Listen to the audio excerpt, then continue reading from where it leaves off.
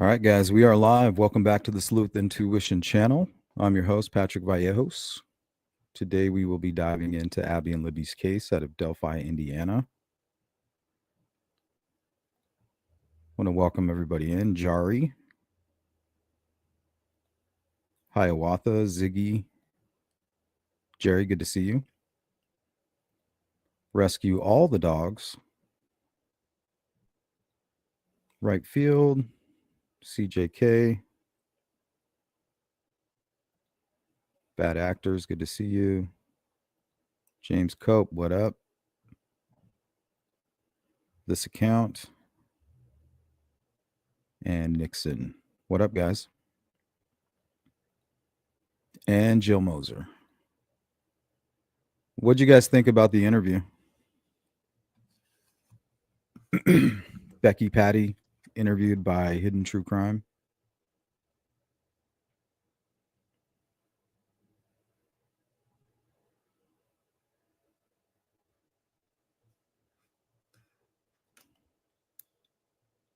I watched most of it this morning.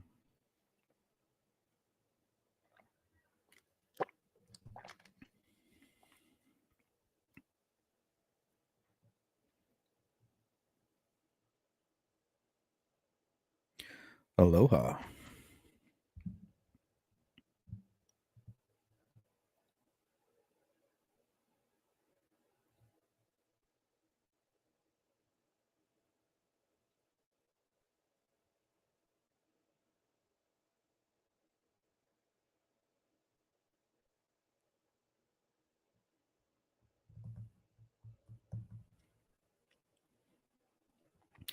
They kind of talked a lot about Richard Allen's defense team and how they were appealing to social media. And I think Hidden True Crime even mentioned that Baldwin and Rosie refused to sit down and talk with them. So it just kind of shows like they're only going on these pro-defense, very cultish, tribal, tribal war channels that are engaging in tribal warfare.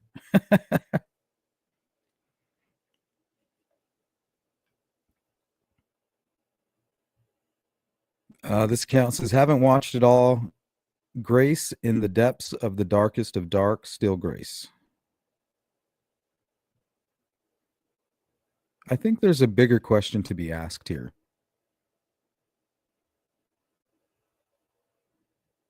It's kind of like the master manipulator. They just slide away, when the room is filled with smoke, they kind of slip away in the shadows. They create the chaos. Nobody knows it's them. They're creating the madness.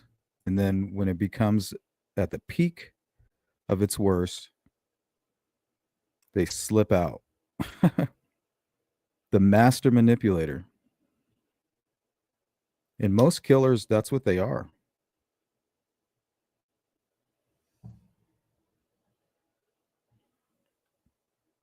They have the ability to distort reality right in front of some people.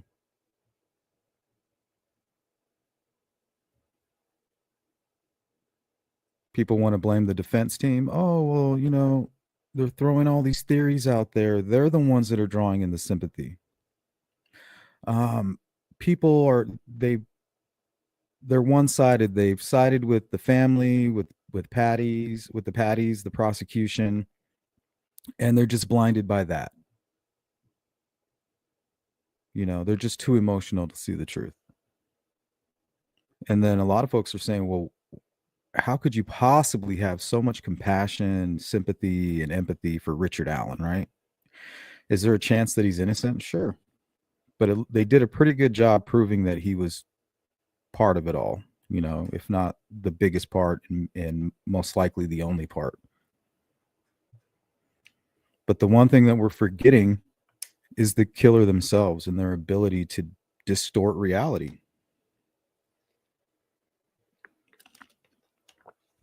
They walk into a room and they're able to just, I think part of them is an empath. They can kind of pick up on the energy that they're working with. and then kind of play a character, kind of like Brian Koberger when he got pulled over by the Indiana State Police. If you watch his body language and the body cam footage, he's like leaned over and he becomes very effeminate. You know, like little old me. And I think it just comes natural. Sometimes I don't even think they realize they're doing it. They've been doing it so long, it just comes natural to them. They're like reptilian shapeshifters. What's up, Cyber Warrior? So many nasty people like, what's TCD? Is that True Crime Design? And the P idiots that just won't stop with the hate. Well, that's why I don't pay attention to those channels. You know, there's a million YouTube channels.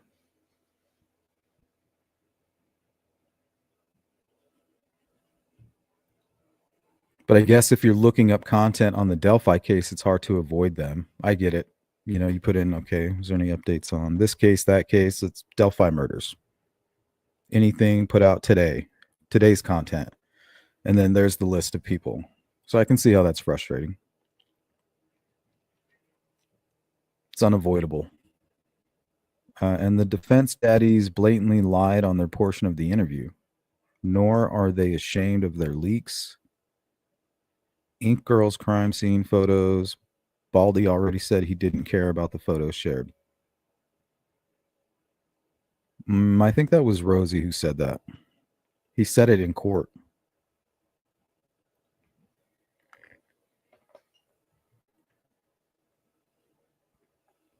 But to him, I think he's like, well, this is, you know, some of the biggest evidence, you know, for the case. And we're going to just say that it's not public.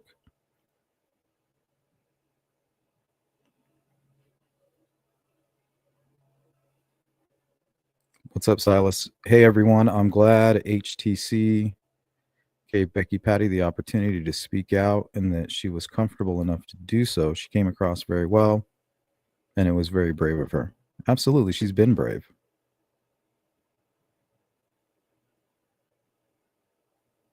And remember, these guys were probably communicating during trial because Hidden True Crime was there, I think, throughout the entire process. I think.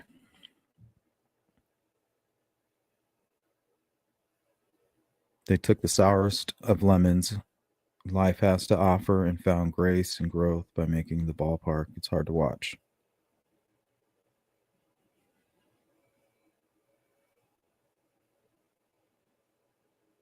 Yeah, and I think that's a given. To try to distort that, I mean, you're just completely radical.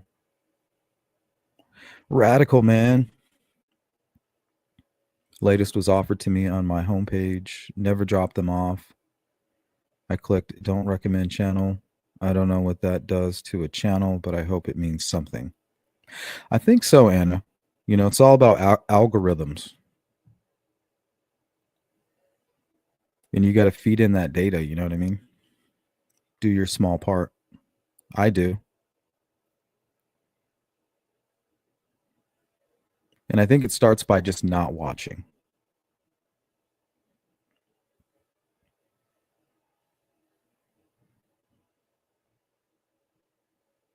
Yep, that's true, CJK.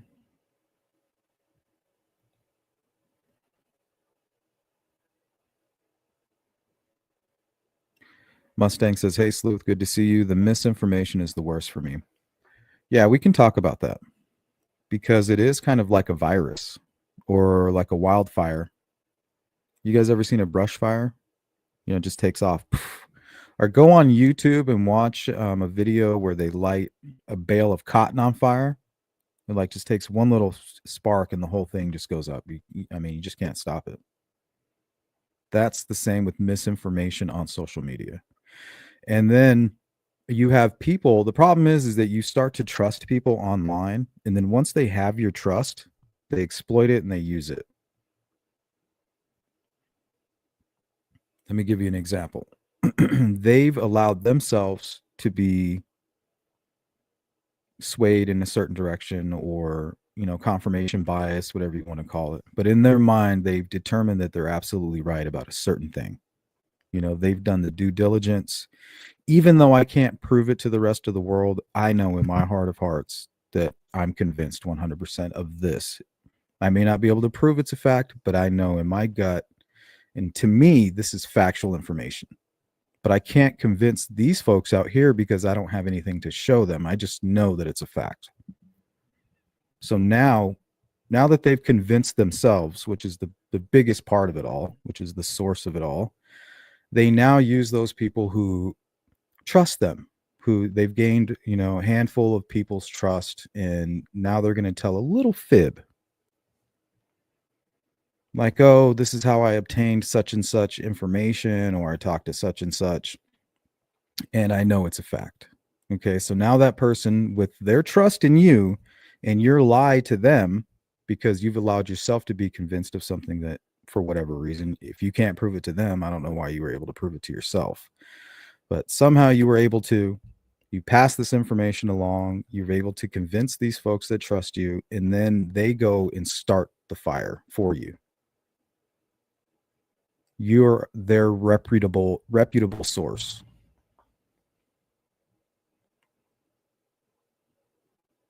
It's crazy. Lots of comments are taken out of context. It's very difficult to make sound bites from a lawyer's arguments. There's a long context to the attorney's comment about the pictures.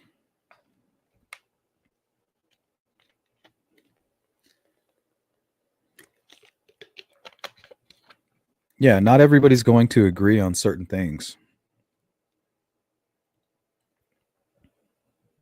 It's just the way it is. What's up, Mustang? The families have been so very strong all through this. People attacking them really makes me mad, and it's disgusting. It is disgusting. And it's kind of strange. To me, that's the bigger question. Like, what's going on with those folks? What has caused them to be so radical? And it goes back to the master manipulator.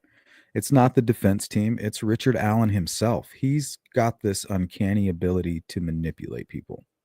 And some folks just can't see it. They can't see it because they're not willing to dive into the psychological part of it, to try to sit behind that steering wheel of whatever that madness parade looks like, right? I mean, imagine what is going on in the mind of a killer. It's probably pure chaos. Some childhood trauma, personality disorders mixed in with maybe some physical defects. Got to be all kinds of shit going on in there. It's like the movie The Cell. That's what it always reminds me of. It's got to be just like that. So people aren't giving Richard Allen his credit, and they don't give these killers enough credit, of why the perception is so warped. Why are so many people just swooning and, calling Richard Allen babe? He's being tormented by the prison system, and he's being railroaded by the Odinism. Now Ron Logan, who's in cahoots with Keegan Kline. It's all this big conspiracy, right? But it's just not him. There's no way it's little Ricky Bay. But nobody wants to give him any of that credit. Nobody wants to give him any credit for, he's basically one of the agents in the Matrix, right? He's able to distort reality. You guys are probably thinking, man, what the fuck is Sleuth talking about? But these people, since childhood, have been so different. They've known they're different. Go watch. Let me see. What would be the best example? Probably the Jeffrey Dahmer tapes. He's pretty open about what was going on in his head.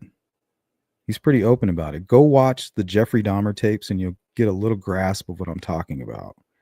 So imagine you're with your family. You're somewhat normal. You seem normal. You have a job. And then when you're all alone, boom, it's like somebody hit a switch and you're stalking and you're preying on people, and you're drugging them, you're luring them, and you're eating them. I mean, imagine what must be going on in these people's minds. You think that they're not going to learn to hide that? The best term I've ever heard used for that is chameleon, and they learn it at a young age. And I think that's what Richard Allen was going through. I think that's what like Brian Koberger, people like the BTK, Ted Bundy, I think was really good at that.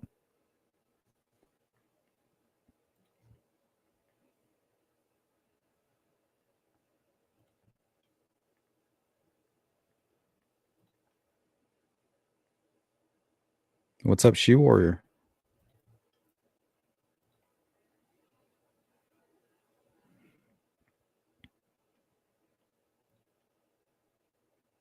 Mustang says, I got attacked in Discord just because I said I wasn't watching a creator that is well known for misinformation. Yeah, that'll happen.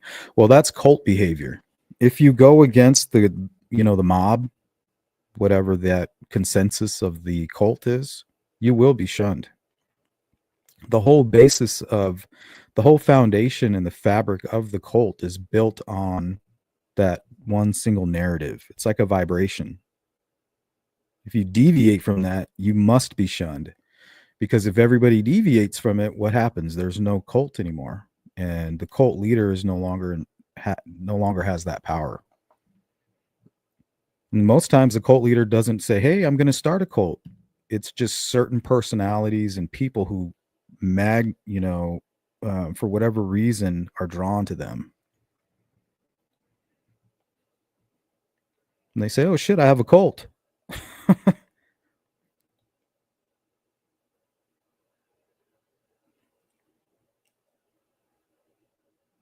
Ziggy says, and Baldwin was saying that the first timeline that was given to the officer was incorrect. He was there earlier and had left before the girls got there. I mean, really? Yeah, that's the closest thing to an alibi we have. You're never going to hear Baldwin, Rosie, or anybody who is in love with Richard Allen or who cries for him. Oh, Richard Allen, you're tormented. They're not going to talk about his alibi. Why not?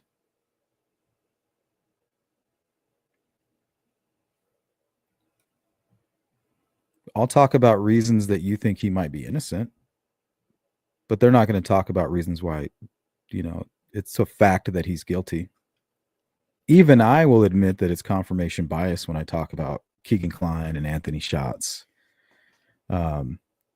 I don't know. I was watching a video from Cryptex, I think. I think he's going through a little tizzy with Fig. And he's like, what was the video? Is sleuth intuition a poor guy? And I was like, yeah. And I could just see Fig going, yeah, sleuth is a poor guy when it comes to Keegan Kline. Because that's what it is. But you have to admit that it is confirmation bias. But at the same time, nobody can refute, what I'm saying. And that's all I'm hoping for, is that somebody can poke holes in a theory so that we can leave it behind. But poor little guy, yeah, that's how I feel. Please help me. Your classic case of confirmation bias right there is my theories and speculation about Keegan Kline and the Anthony Schatz account and how it relates to Abby and Libby's case. But once again, without knowing what Richard Allen's motive is, that's my personality defect. I can't just let it go.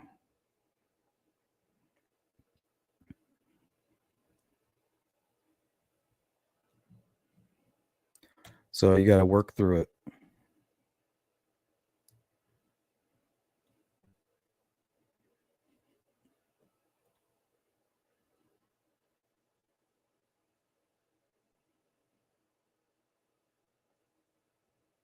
Absolutely, James.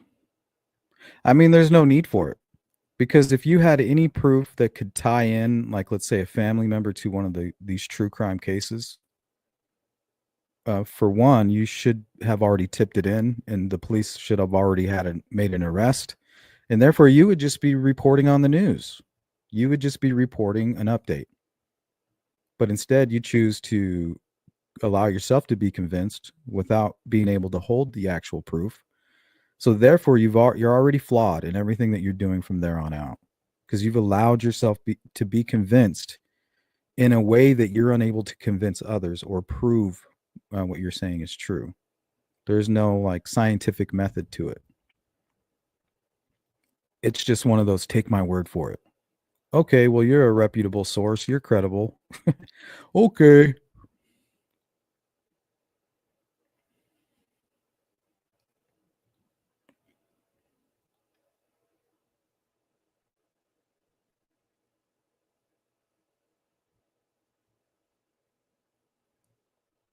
I agree with that, Anna.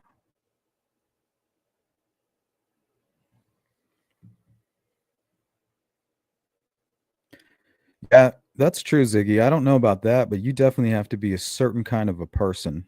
Like, we need defense attorneys. We need doctors, we need lawyers, we need psychologists. We need podcasters. People get in where they fit in. So you ask yourself, what kind of a person needs to fit in over there with defense attorneys?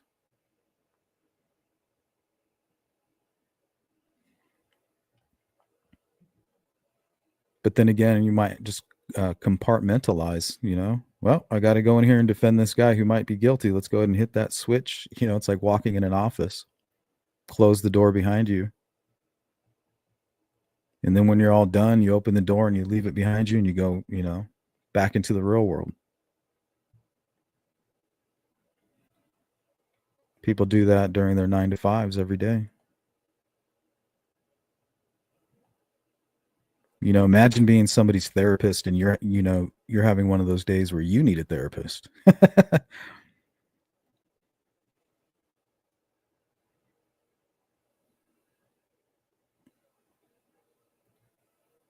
Hey, what's going on, Lynn? It's the defense strategies. They shift from one person to another.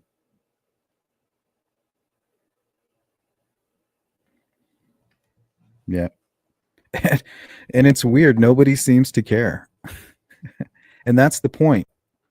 See, there you go. There's a good example of being a cult leader and not even trying to be. You're just trying to push your narrative and a cult develops around it. So you as the defense attorney, or yeah, I guess that's a good example. You now have a cult. So you can move from, if you say Odinism, they're going to go and cherry pick everything and they're going to put out Odinism, and then they're going to spew their evil and hate to that narrative because it's always going to sway towards the evil, right? It's like a compass. That's their north, and that's Richard Allen. So if your compass is the demonic one, which most I can see most are these days, it's going to bring you over there. So when you have the cult leader telling you what to say and what to do, and as long as you say and do those things, you will not get shunned. That's why the defense team wasn't going on hidden true crime, and they're only going on certain podcasts because they're just there to preach at the pulpit. Jim Jones, don't drink that Kool-Aid. James says, yes, Little Ricky was definitely Chameleon. Absolutely. Everybody's like, oh, the defense is doing this and, they're responsible for this. And no, people are not putting the credit where it's deserved. And it's the same person that went and met with Dan Doolin and did the Jedi mind trick on him. I am not the bridge guy. You are not the bridge guy. Boom, done deal. All of his friends down at the pool hall, his wife. I was never on that bridge, Kathy. You were never on that bridge, Rick. You got to give these people their credit. They're just due. The master manipulator.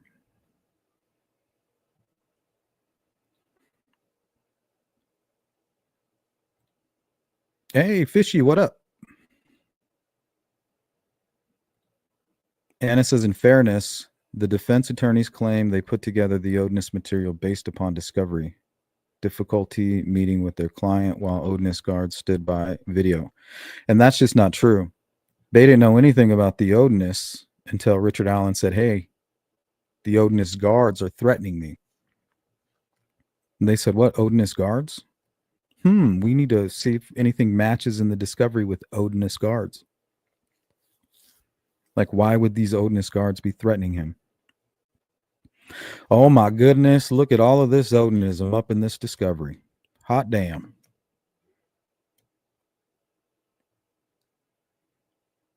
Makes you wonder why they didn't go after the whole Keegan Kline, Ron Logan angle from the beginning.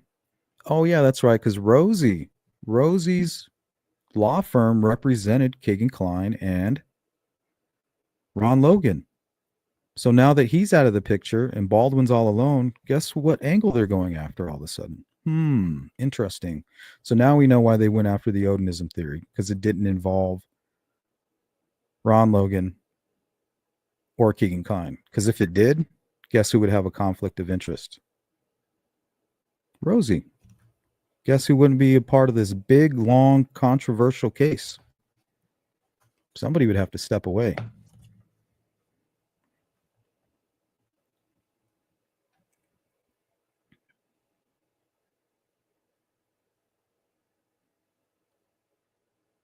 I don't know if he's smarter, Mustang, but he's definitely, it's all about trial and error. You know, over time, they're just going to refine their skills and get better at it.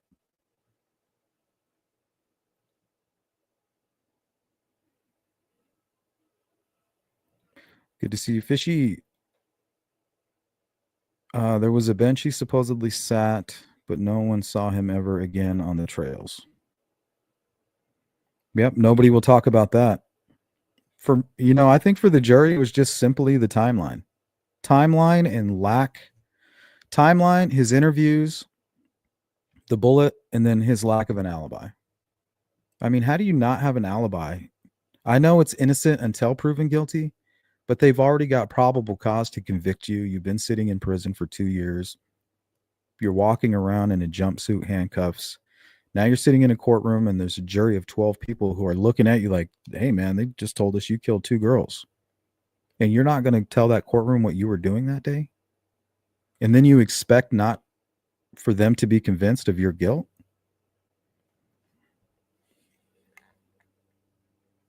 I mean, in what world does that ever happen? In what world do you convince a jury of 12 people, your peers, right? How do you, in what world do you convince them without telling them your alibi or your whereabouts that day? Tell me in what world that works. I understand it's guilty or innocent until proven guilty, but you're sitting in that courtroom and you're not going to tell them what you did that day or the night before.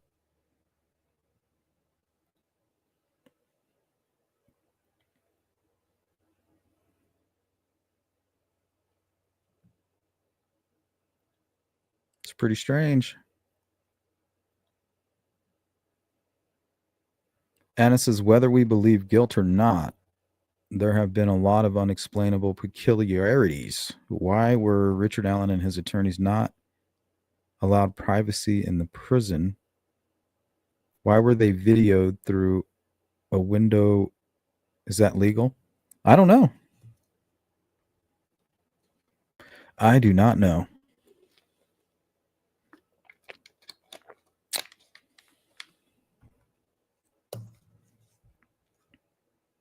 I just don't. I feel like you would have to keep the prisoner under constant surveillance, right? I think the key to that is not knowing what was discussed. And they were trying to make it seem as though they were trying to read Richard Allen's lips. I think that's the crime. You know, it's almost as if they were just insinuating that there was a crime taking place without having to prove it. But I mean, you cannot just stop surveilling, this double homicide suspect. So in my opinion, you would have to keep him under video surveillance. But maybe not to the point where you're able to try to read his lips. But the defense team did a lot of that kind of bullshit. Like, oh, they videotaped him in a way, it's not about the videotaping. They kind of throw right on the tail end. Oh, to read his lips.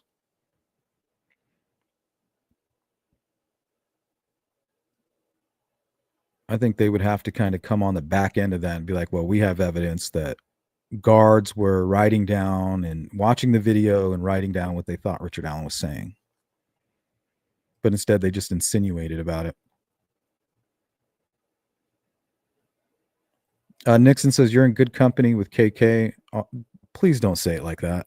I would never want the company of KK. I'll never believe he wasn't connected to Richard Allen.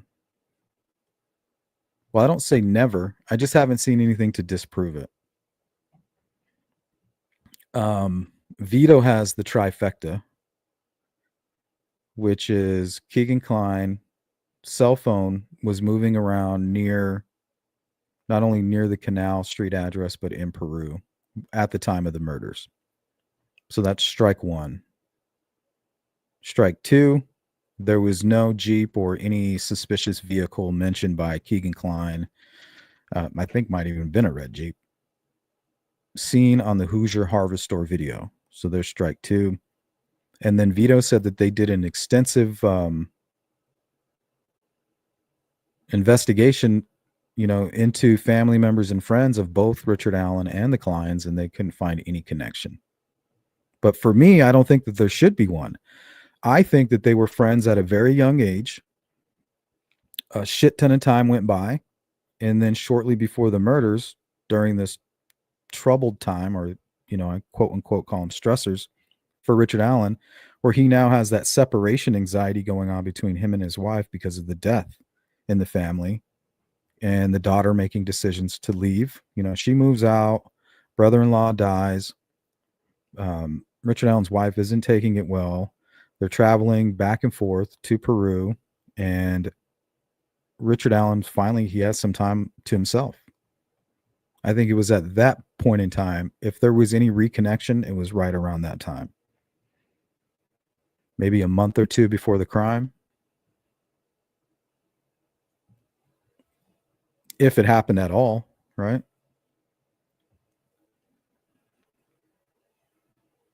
Hey, what's up, J-Ray?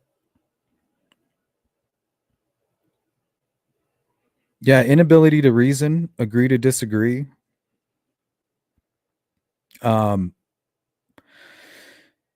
know it's one thing when salesmen kind of stretch or use certain words to try to lean in a certain direction or say things in a certain way to make things, for people to believe, in a certain direction. But don't do it to yourself. Like if you're trying to convince others, I can see if you're trying to do it for those purposes, but don't do it to yourself. To thine own self be true.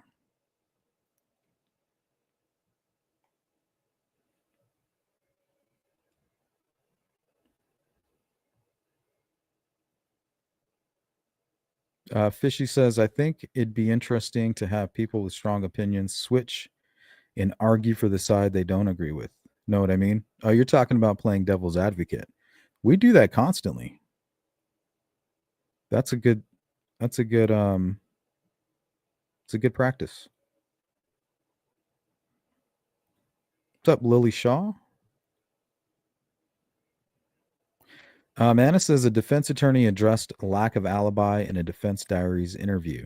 Basically, Richard Allen went home and was alone. See, that's not an alibi.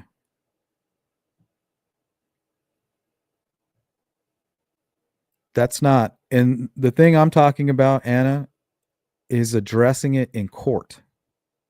I'm not saying talk about it later on in the podcast and, all these things. I'm talking about, imagine your defense attorneys. Let's say you're accused of murder and your defense team never once addresses what you've done that day to the jury. So I don't know if it was Richard Allen just not wanting to go that route or them effing things up for him. Because I just can't wrap my head around that. Like, how do you not one time present to a jury like, hey, I was doing this. I was at the trails. As soon as I left, I went home. I was watching this TV show. I did this, and that. What were you doing before? Oh, well, I was eating with my mom. Okay, well, let's call your mom up to the stand. Hi, mom. Hi, defense team. Mom, you were hanging out with Richard Allen the morning of the 13th? Yeah. What was he doing? He seemed fine. He seemed okay. We hung out, we talked. We talked about his daughter's wedding. We talked about, his brother-in-law passing, talked about his relationship. It was a good little meeting. And then he said that he wanted to go blow off steam. So he went off to the trails, but he seemed fine. We didn't get any of that. All we got was, oh, well, I lied to Doolin. It wasn't 1:30 to 3:30. It was 12 to 1:30. And then I went home and went to sleep. That's not an alibi.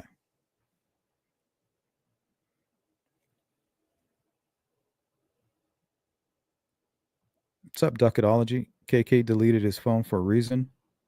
Yep, from the 10th to the 15th.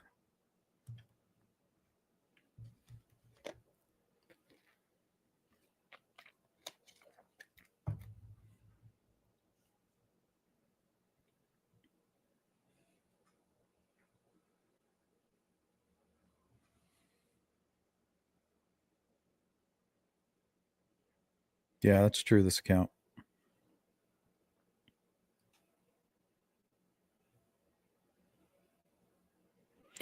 Lynn, I think I heard that once on court TV by somebody that is kind of strange. I would not, yeah, I would not go around repeating that.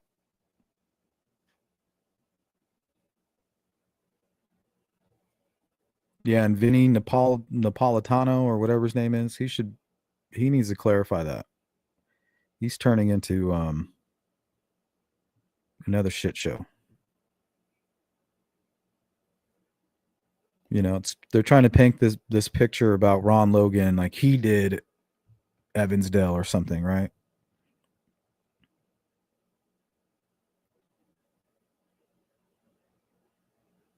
So you got to ask yourself, where the hell did they get the geofence for the Evansdale case?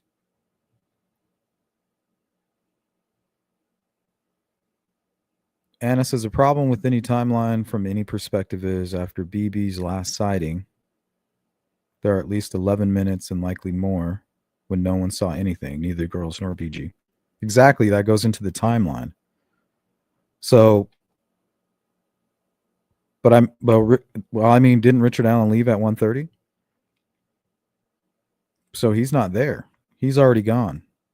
But the problem is the girls left at 1:30, and they can prove it with the photograph. If anybody was coming and going, they would have known it. And if anybody was there, that means that the girls and Richard Allen were walking up and down the trails at the exact same time. The same witnesses that say the person they saw was Bridge Guy, they never said, hey, yeah, we also saw Bridge Guy and then this other guy that was probably Richard Allen. So the same people that could save Richard Allen are the people that ultimately got him convicted. Because there's absolutely no way that the same people that saw the three girls, because there was two other guys there around 12. There was one dog walker, I think another gentleman. Yeah, there was like 8 people there. Nobody saw Richard Allen. The only people that saw him were the 3 girls that he passed. And then people tried to push a narrative that, well, he did get there at 12 and he saw 3 girls, because really the witnesses mentioned in the probable cause affidavit, there's 4 of them, not 3. So why didn't he report 4? But the truth is he kind of described them perfectly as exactly what was going on. One was older and was actually babysitting a very young girl. And Richard Allen said that in his interview. He said it was like it looked like they were babysitting, which means that older, 15, 16-year-old, and then some very younger children. And that's exactly what was happening. She was babysitting a much younger kid. And we're still waiting for the 3 girls that Richard Allen saw around 12.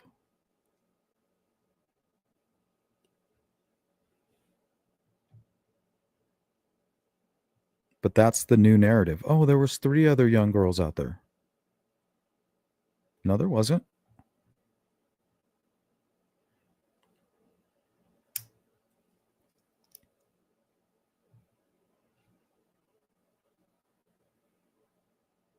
Yeah, and it's not even that they're disagreeing, CJK. It's like, I don't know. It's just this weird, it's just wickedness, the source of it is wicked. And that's what it is, because I know where it comes from.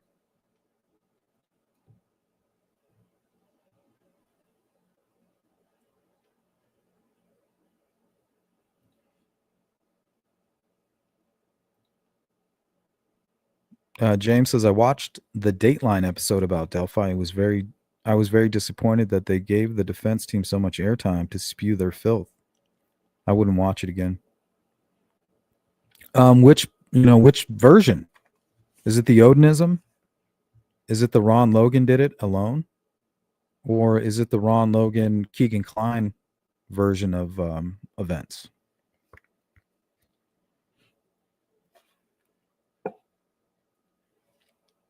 Like, what are we talking here? Which one did Dateline stick with? Or what they should do, and what they'll eventually do, is that Ron Logan is an Odinist. And part of it was an Odinism ritual, and the victims would be targeted by a pedophile and filmed by some random CVS guy.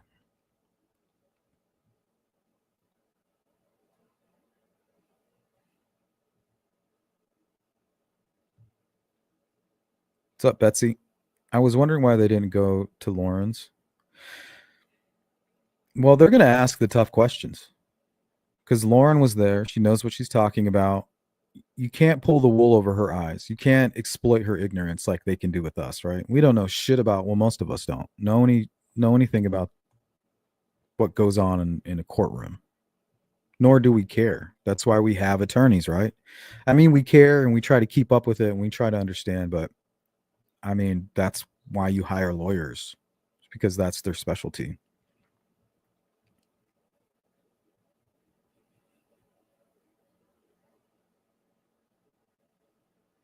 Not all defense attorneys are trying to get their criminal client off the hook without any consequences. The majority of them are just trying to ensure a fair trial, in my opinion.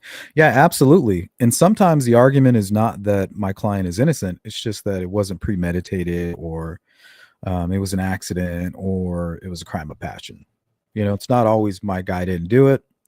And there's not always a third party suspect. That's what people don't seem to understand. Oh, Gold didn't allow any other theories in there. Okay. So you wanted, let's run back the tape. Let's go in a time machine, go back to the beginning of the trial. Judge Gold allows the Odinism story or theory in. What now? What is Brad and Andy going to do? How are they going to present that to this jury?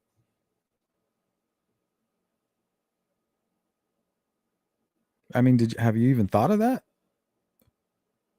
Remember, the Franks memo, there's no factual information in there. So all the things that convinced you are not going to be able to be presented in a court of law. There's people out there that still believe that Abby and Libby were strung up by a yellow rope and were drained of their blood. There's people that still believe that. And it's still right there in the Franks memo. Even though during trial, they explained what the yellow rope was doing there, that it was brought after the murders. It was used by the CSI team to create a grid of areas that they've searched. They tie off the yellow rope, they follow along it, and then they move it. Do you think the defense team is going to go back and say, oh, you remember the yellow rope that we mentioned, that we lied about in the Franks memo? We just wanted to make a correction. We actually now know what the yellow rope was about. No, they're just going to keep perpetuating it. And the worst part is, people that support Richard Allen, they're okay with it. They're okay with doing that. Tells us more about them than they could ever understand. That's to me, that's what projecting is all about.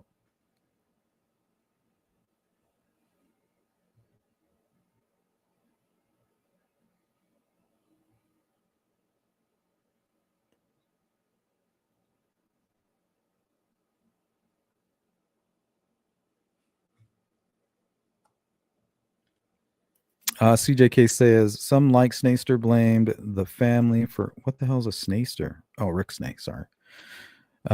It's what does best. Well, let's see.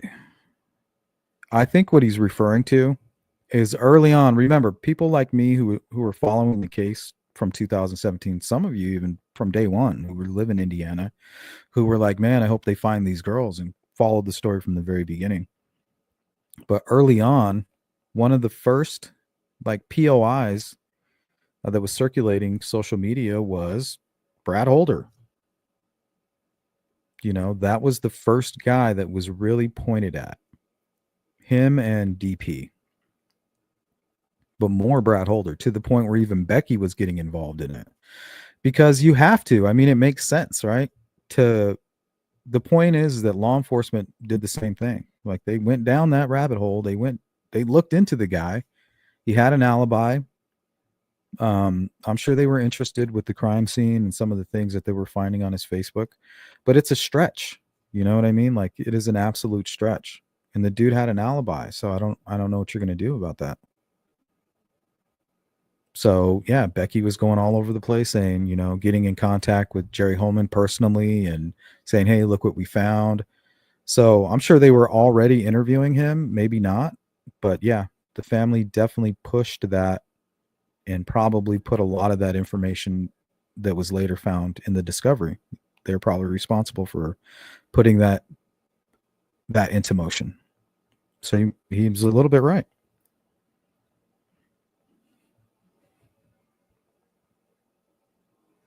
Oh, shout out. What's up, Don Spain? Hey, that's where we wanted to go visit. It's Taos, New Mexico. Beautiful out there. Yeah. Go check out the hot springs right outside of town. Oh, I love Taos. Trying to convince my wife we should go there for our anniversary. I love it out there. I think Julia Roberts lives out there too. See, she knows what's up. Lily, I think the state and law enforcement are going on certain creators too. It's fair to say, I think. Yeah, especially people like Jerry Holman. I think yeah, I would have to agree with that.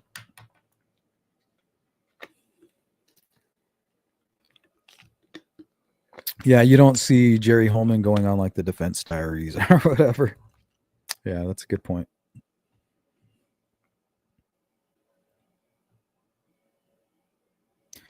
That is a good point, Lily.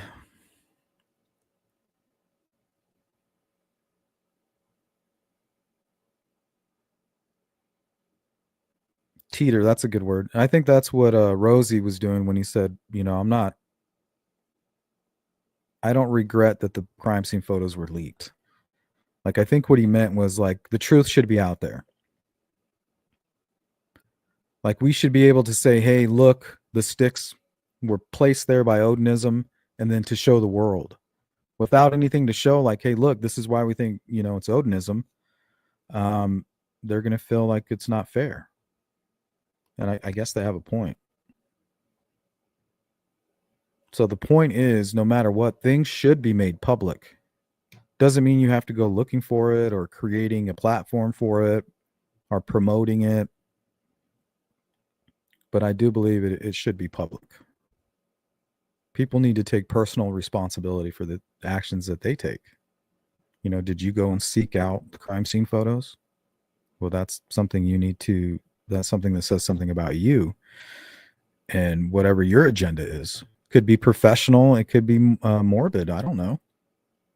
But either way, it was an action that you took in a free society where information should be free, unless deemed something else by like a judge or something, you know, for whatever reason. And if it's unlawful, it should be challenged.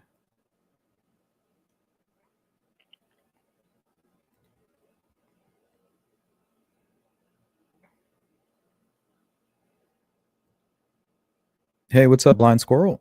It's my opinion after 6 years, Richard Allen brought attention to himself on purpose to ease his guilt-ridden self. Now the people are supporting him, working their pay plans. Yeah, maybe he expected to be arrested a long time ago. He's like, I don't deserve to be free. Doesn't mean he has to confess. He's like, hey, you know, I'm not going to confess because I need my wife. I need that connection to the outside world, but I'm where I belong. I'm where I always expected to be, but I'm going to do it on my terms, right? I'm in prison. I always knew I'd be here, and I'm just going to maintain connection with my wife.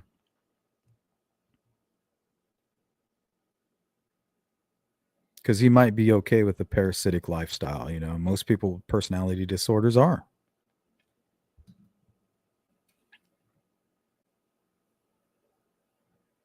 Lynn says the defense overstepped the line and should be reprimanded for their actions.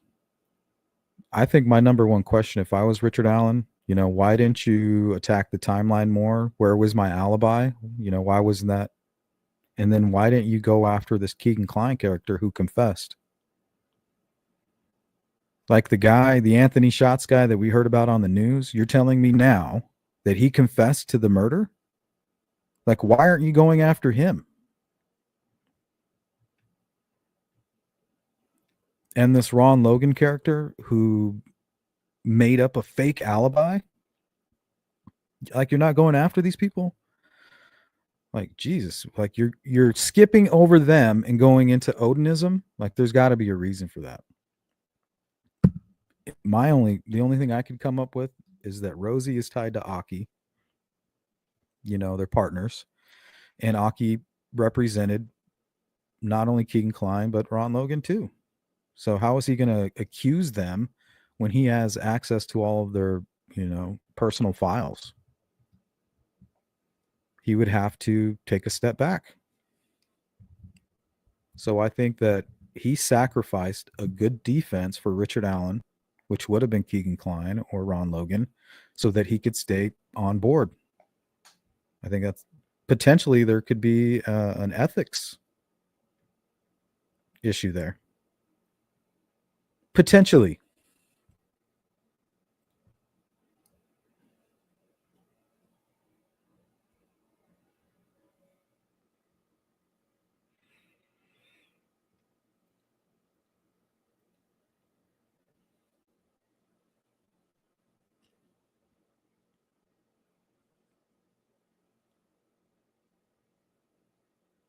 Nixon says they didn't go after KK early on because it could have further implicated their client. That's my belief.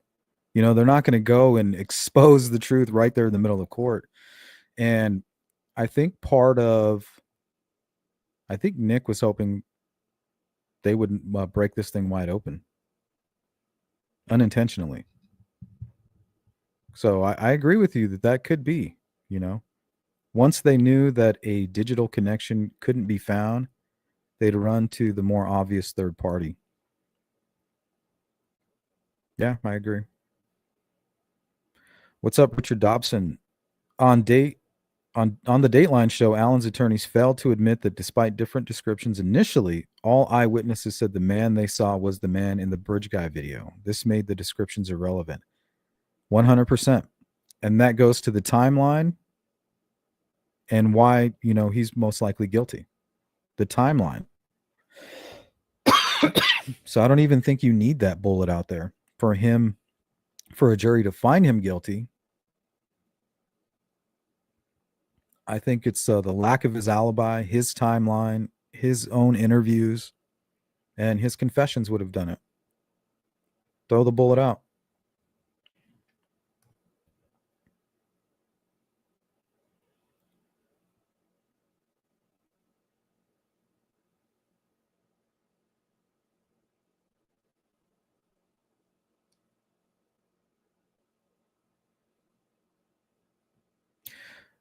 Yeah, Lily, there's a crazy YouTuber that's going around trying to connect. It's not even connected to Delphi. It was somebody apparently who lived in Evansdale, a family member, knew Johnny Messer or something like that. It's a connection to Messer is where this is all coming from. But now that they're not even going after the Odinism stuff, why are they even talking about Messer, right? You see how it's all just fucking so stupid? You mean to tell me that I tracked Messer and connected him all the way to Evansdale just for you to drop the Odinism? Damn it.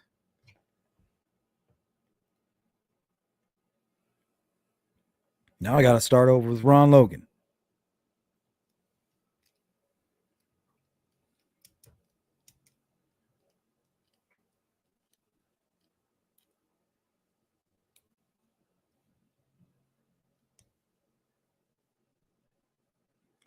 Well, the reason they think that, Anna, is because the bodies were moved and the crime scene was staged. And the killer or killers were with Abby and Libby for so long, an hour and 45 minutes. Like, what the fuck are you doing? Most likely cleaning off evidence, right? That's probably what happened. They didn't find any DNA.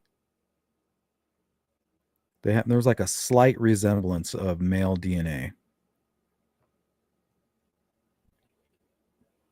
They just didn't have the technology to do anything with it.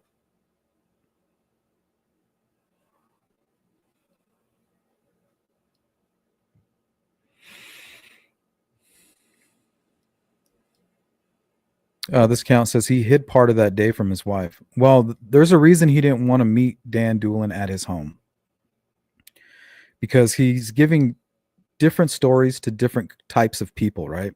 Over here in my personal circle, I'm going to give them a story.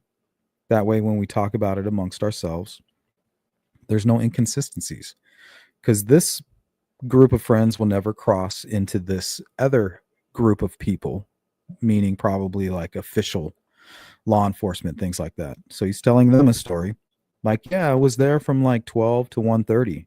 Never went on the bridge though. Are you sure, man? You look like the bridge guy.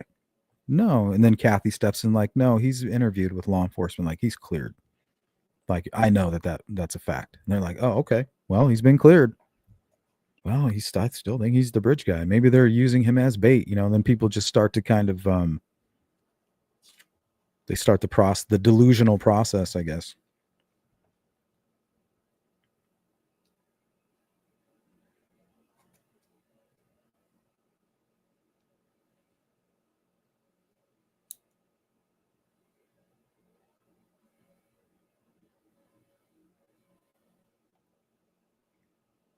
Good to see you, Blind.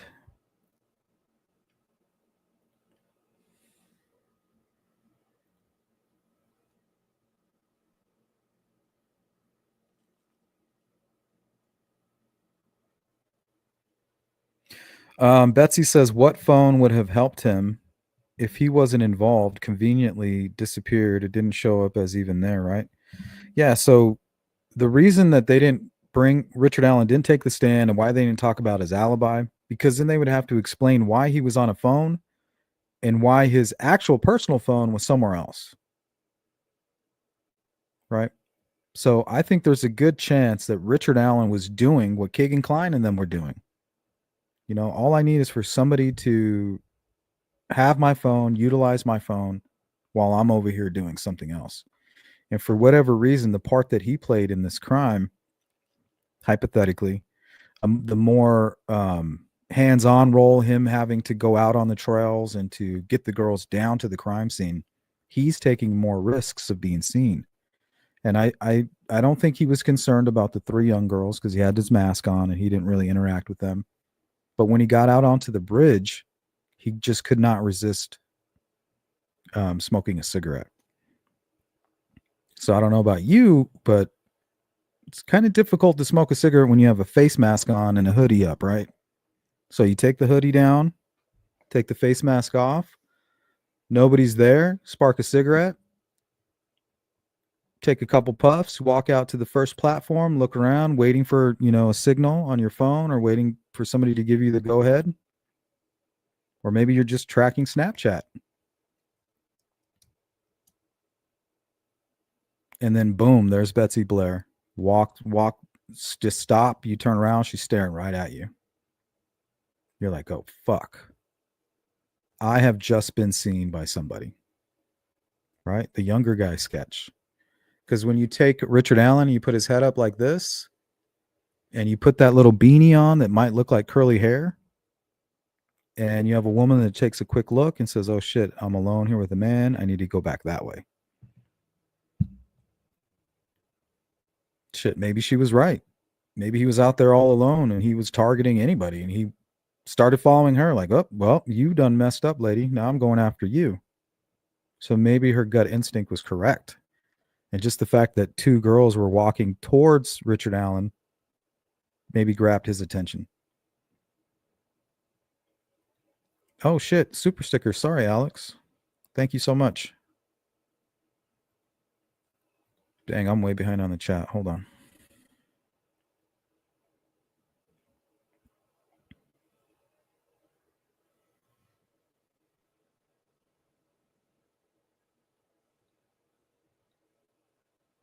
Thanks, Alex. Shadow, what's up?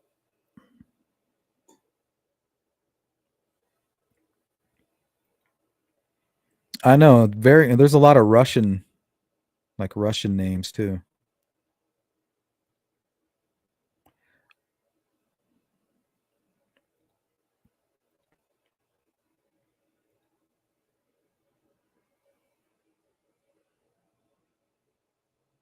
Exactly, Betsy Ross. It kind of paints like this picture of him trying to create an alibi, which to me shows more pre-planning. Like, bro, you're on a phone, but it's not your phone. So you're on a burner phone. What the fuck are you doing on a burner phone with two girls that were just talking with Anthony Schatz the night before and the day of and appear to be being lured out there? And there you are on a phone that's not your phone. And on the other hand, we have the guy who created the Anthony Schatz account confessing to taking part in the crime. That's a lot. And the only reason we're not talking about it is because we have somebody like Vito who says that during his investigation, there's no connection and there's no red Jeep on the Hoosier Harvest store. And that Keegan Klein's phone was being, somebody was on the phone in Peru at the Canal Street address while the murder was taking place. That's the only reason why we're not talking about Keegan Klein. Those three things, maybe it's enough. I wish it was enough for me. But I'm just a poor little fellow. Honestly. Poor little fellow. Please help me. I'm having nightmares about Anthony Schatz.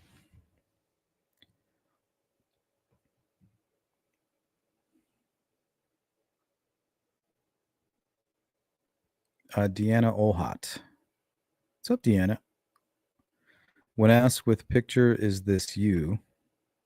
Oh, yeah, is this you? That's a good point. His response, if the girls took it, no. Yeah, what do you make of that? So they asked him, well, is this you on the bridge? He didn't go, hell no, that's not me. Like, I have a jacket like that. Yeah.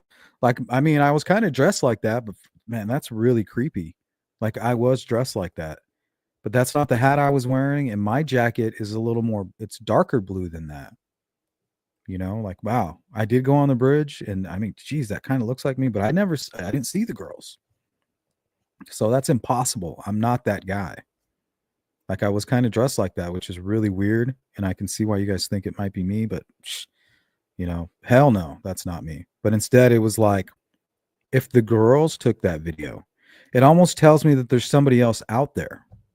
Like, if it was the girls that took the video, no, couldn't have been. But now, if it was the guy that helped me with these murders, yeah, I can buy that.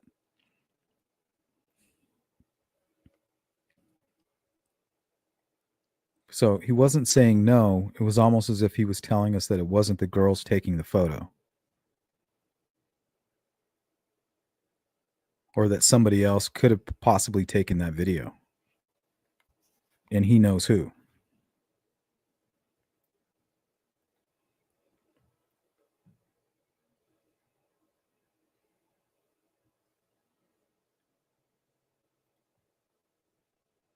What's up, Karen?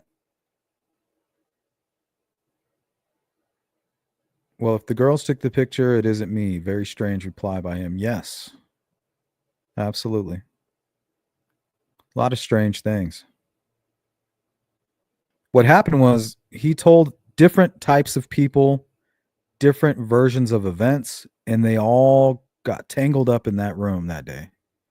During that interview, all his different versions of the story got all tangled up, and his house of cards came crumbling down.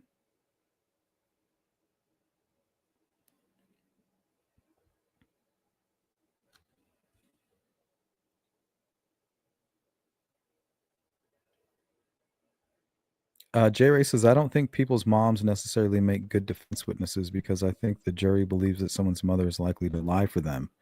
Well, that would be perjury first and foremost. That would be a crime. So she can go to jail for that, which is probably why she didn't take the stand, because she would have had to lie. So you're right.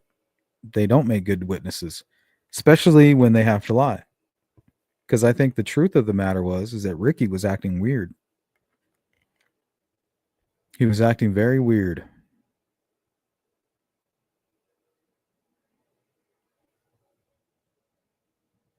And I believe that's the reason why he didn't go to lunch with them. I don't want to go to lunch with my mother and my sister and have a nice, Monday afternoon. I would rather go have some beer and go to the trails, unless that's what he used to do on his days off. Let's say that's just something he did. But we don't know that because they didn't give us any information on why he was acting the way he was. So therefore, we can only insinuate, speculate that the reason he got beer was because he needed liquid courage. Because I could easily understand, on the other hand, like, hey, my wife doesn't know that I drink on my days off. I grab a 6-pack and I sneak over to the Monon High Bridge. Shit, for all we know, maybe he was already on the South End drinking a 6-pack when the girl spooked him.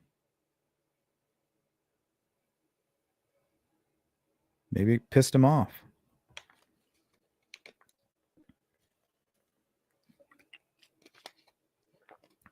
Like, all I wanted was some peace and quiet.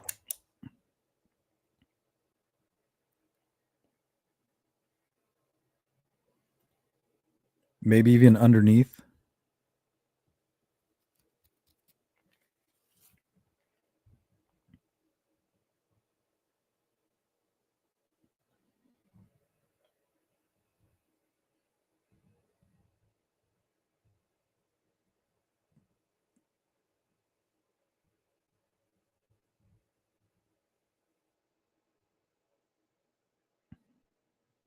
Yeah, that is an odd thing. The numerology between Evansdale and Delphi.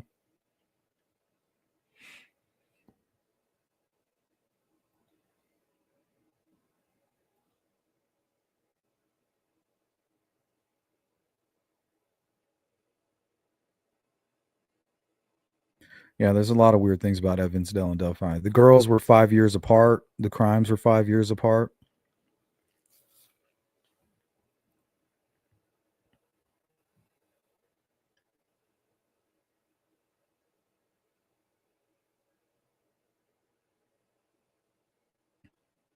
Yeah, I agree, Deanna.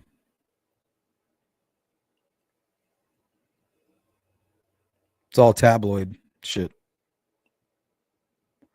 Karen Hickey, do you believe he is guilty? Do I believe he's guilty? Yes. Do I know his motive? No. Was he part of something else? Not knowing is just killing me. So it's basically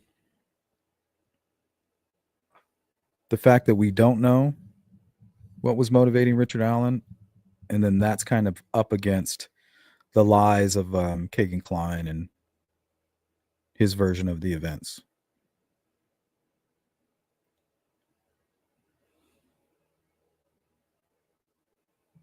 Brian Emery says, I am hearing there is actual video of the white van. Absolutely.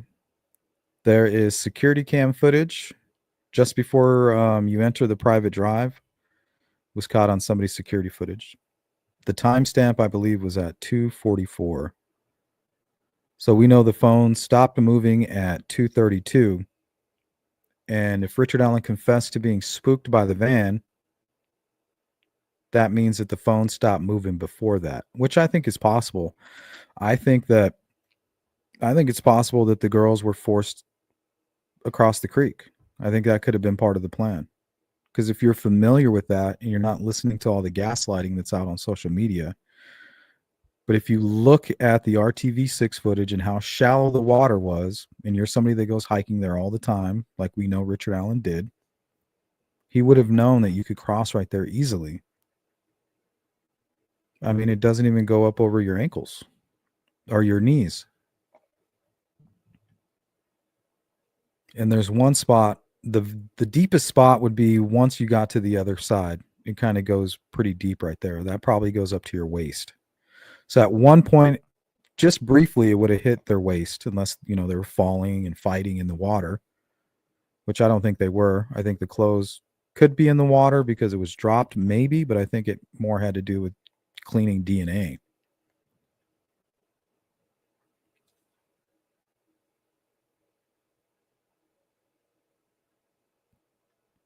Possibly.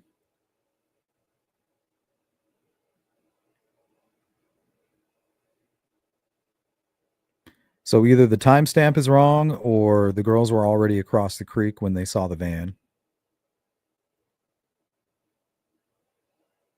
And both things can be true. Down the hill. All right, girls, disrobe. Girls disrobe. And then one of the girls runs, takes off. So now he's chasing one.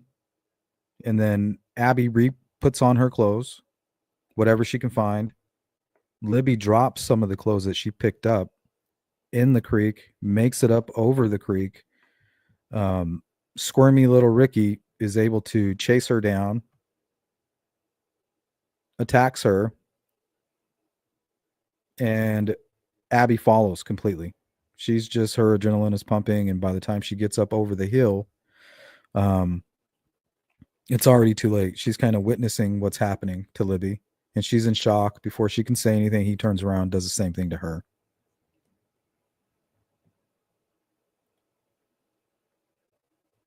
But the only thing is, if the van is there at 2:32 or 2:44, why is he with the girls for a whole nother hour after that? An entire hour takes place. So let's say Brad Weber does get there at 2:44. He could literally go up into his house and go on to his back patio, or I don't know, what is that, a banister, balcony or whatever, his balcony, and he could see the crime. His back balcony oversees the crime scene.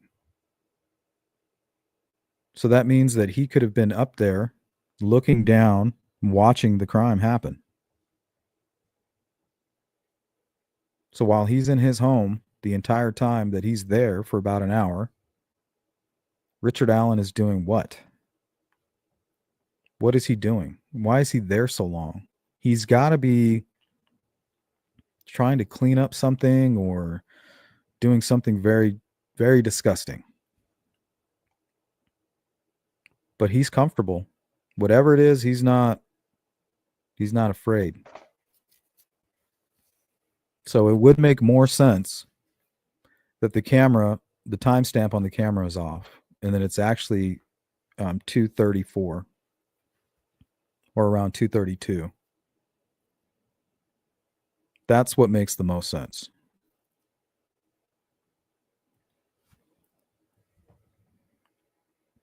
What's up, Joe Newman? Yeah, which version was told? Which one is working for you today? Problem with having family and defendants speak in court is all sorts of damaging stuff can be dug out by. Exactly. That's why they didn't do it. But if you're innocent, they would have, because nothing can be dug out. If he was an innocent person, the mom would have been on the stand. Bottom line, you're part of the story, Mom. You were there that day. The fact that you did not come forward and speak for your son tells me everything that I need to know. Everything.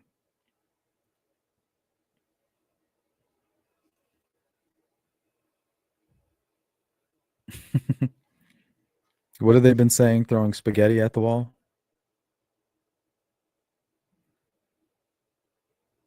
Isn't that how you know it's done? You throw it at the wall, and if it sticks, you're good to go.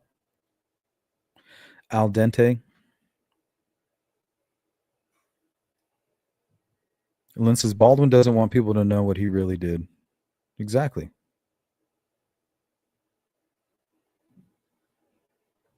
And it's not easy to defend a guilty man, right? As long as he doesn't tell you he's guilty, you can keep playing that game. He told me he was innocent, and I believed him. He looked me in the eyes, guys. He looked me right in the eye and said, Baldwin, I didn't do this. And I believed him. Well, it'd be kind of hard to proceed with the case if you didn't believe him, right?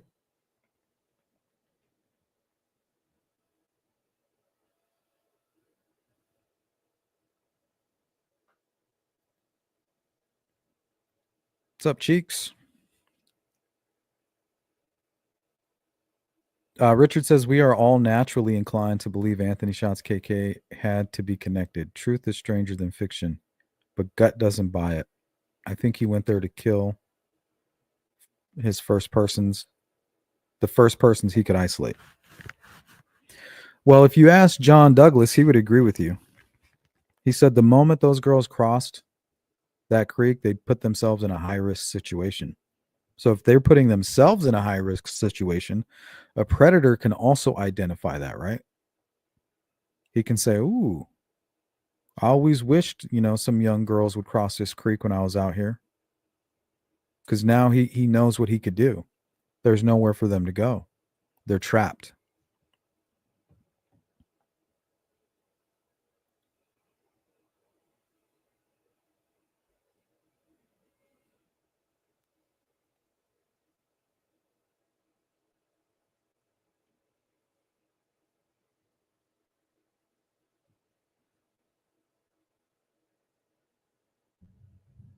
Yeah, very strange allegations, Anna. And it's really only coming from one woman.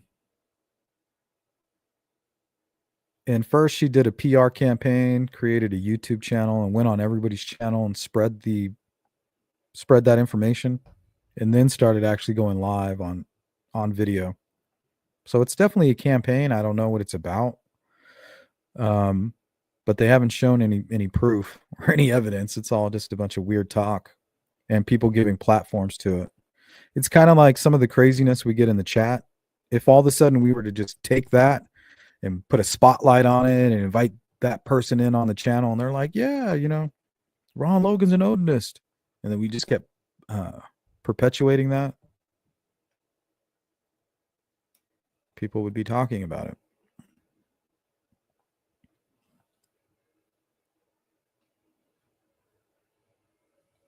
Hey, Sweets, what's up? How you been? Third parties, could they sue for defamation? I don't think so, Betsy. Because I know that Patrick Westfall looked into it, and I also know that Baldwin and Rosie commented on it. I think even Bob Motta might have mentioned that you can't really, there's nothing you can do the way that the information was presented.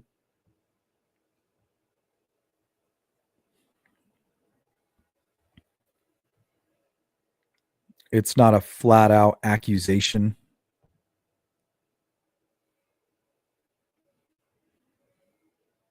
I don't know. There's some kind of loophole there.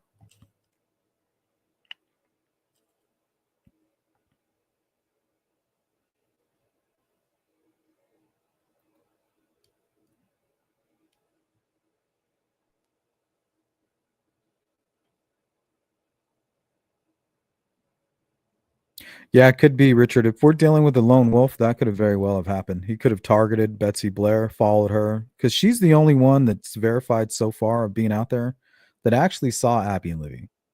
She's like, hey, I went to the bridge. I saw the guy on the bridge, and then I left. And when I left, I ran into Abby and Libby.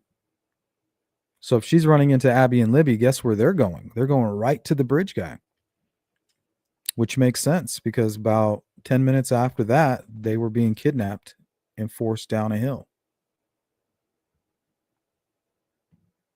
The only part that I struggle with is, was he waiting there for them specifically? Was he on the trails that day because of Abby and Libby? Did he lure them there?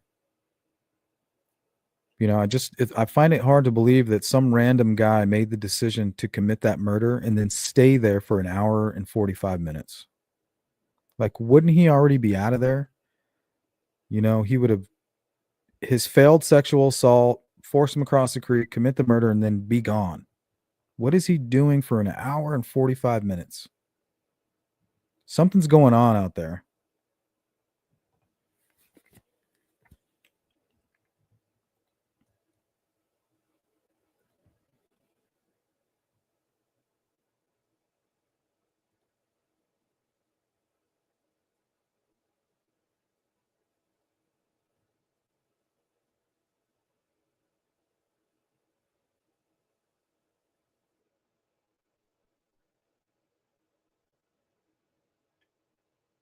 Yeah, he did say he covered him with sticks. And it worked. It was a quick fix.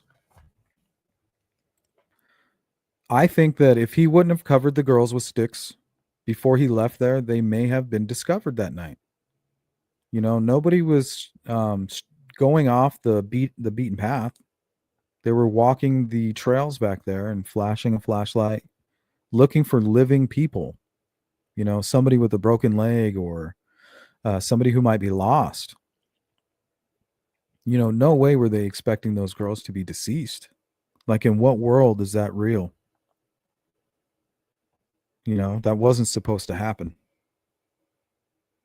Worst case scenario, the girls hiked too far out here, got stuck. One of the girls is injured and the other doesn't want to leave her. That's what we're looking for. We're not looking for two bodies that are flat on the ground covered with sticks.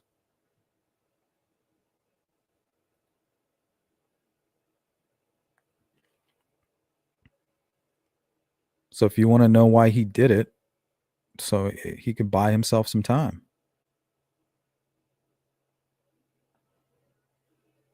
Imagine if they were looking for a murderer that night. He'd be in handcuffs.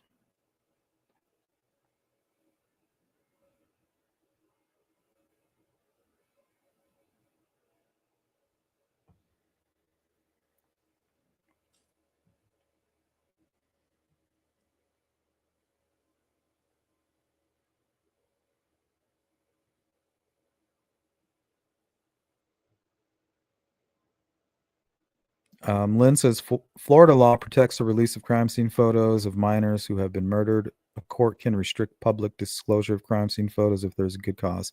Yeah, and I agree with that. Unless a judge makes a decision, I think it should be made public.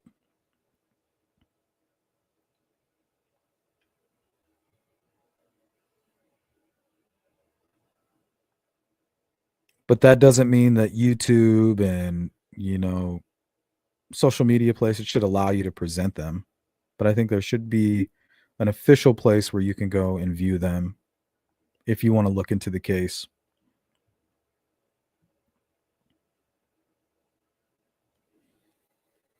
But law and policy are two different things. Hey, what's up, Dark Side? You couldn't get me a better deal than 130 years. Apparently, McClellan offered him some kind of a deal.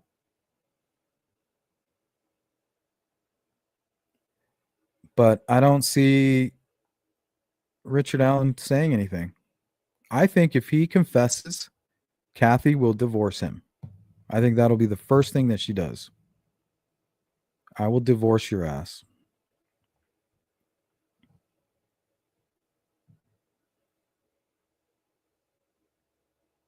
But as long as you have an online cult, and a defense attorney who is willing to go out there and be public about things, and a husband who's been convicted of murder and refuses to talk about it at all, that's enough fuel, I think, for a wife to stick around. If he loses Kathy, I mean, I don't know. I don't know what he would do. That's going to make his time in prison that much more difficult, I think.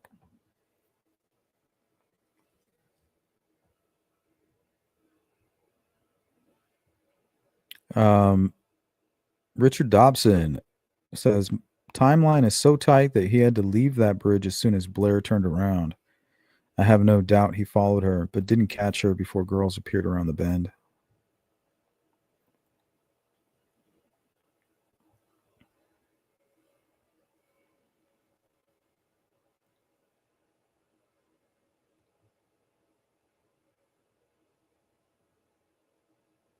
Baldwin saying he rushed out to stop Richard Allen apologizing to the family or admitting anything after the impact statement was shocking to me. He's worried about that appeal. What's up, Cindy? In my opinion, people have questions. They want to know every detail of how people were investigated and what findings were. Just hearing we've investigated and found nothing, etc. But even if all was known, yeah, that's how I am. What's up, Carly? By your logic, Ron Logan is as guilty. I don't know what you mean by that.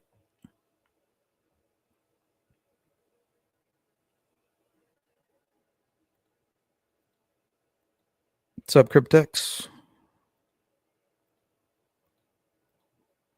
Didn't want his wife to hear the story he was giving. Yeah, he told separate stories, you know? So now she's like, you told me you weren't on the bridge. Like, that means you fucking lied to me, dude. You lied to me. And this fucking cop over here, Jerry Holman, is trying to tell me that you killed Abby and Libby. And come to find out you lied to me? Like, that doesn't look good. And imagine a jury being able to see that very moment. Like, what the fuck? Like, he is guilty. You know what I mean? Like, why is he lying to all these people?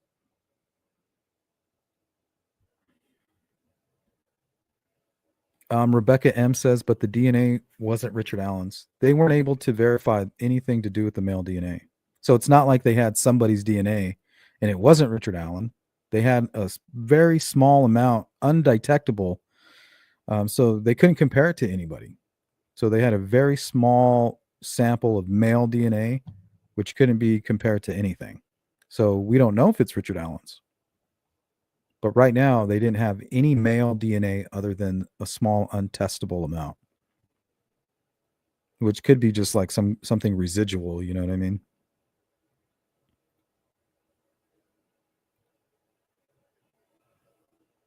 Richard Dobson says he refused to meet Doolin at his home or the police station. Yes. And why is that? Well, at home, I have a different story than what I'm going to tell you, Mr. Doolin. So I need you to be somewhere where none of my friends, none of my family are going to be. That way, this story doesn't get crossed with the story I'm going to tell you. With those stories.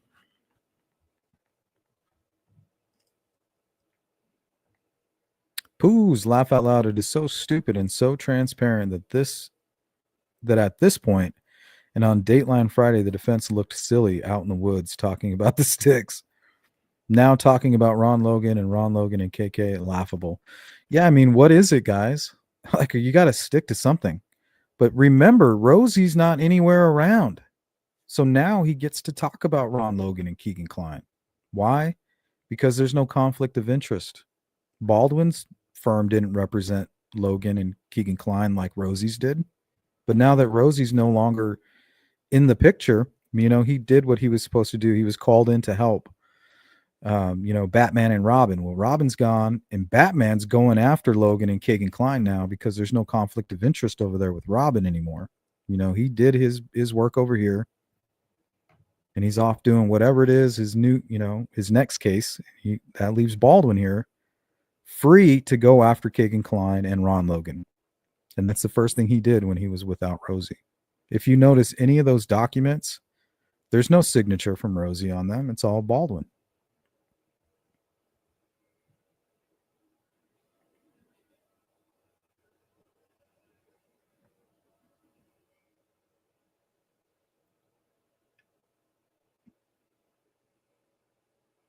Carly, when two girls were just murdered, you don't lie to your wife about being on that bridge. You say, yeah, I was on there. I know that you don't want me on there, but yeah, I went on the bridge. I didn't see anything. You don't continue to perpetuate the lie, now, because now it's serious, right?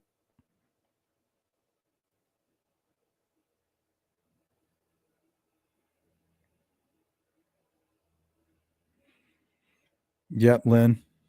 Sometimes that's the specialty of the attorney, right? Just pushing things back, buying you more time.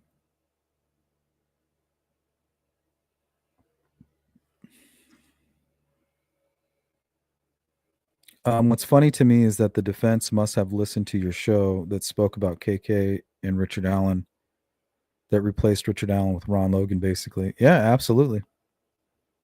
And that was Reese. What's up, Delulu?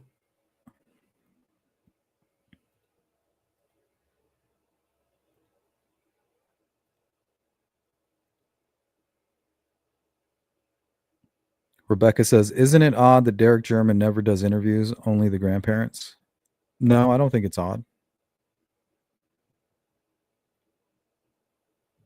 You know, he was there that day. I'm sure he has a guilty conscience. He knows what people are going to say about him. And he probably says the same thing about himself. And if you look back, you know, he was probably the smart one. Look what they did to Kelsey.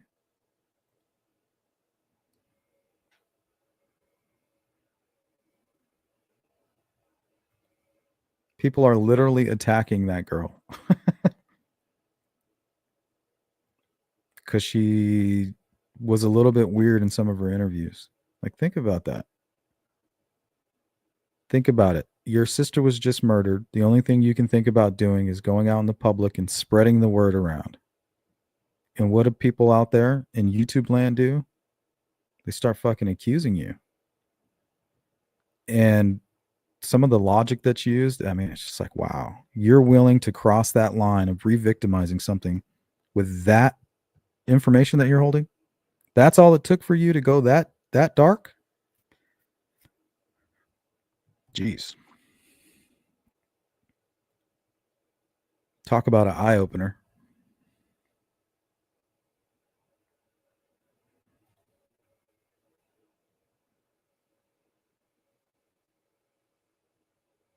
Yep, Mustang, exactly.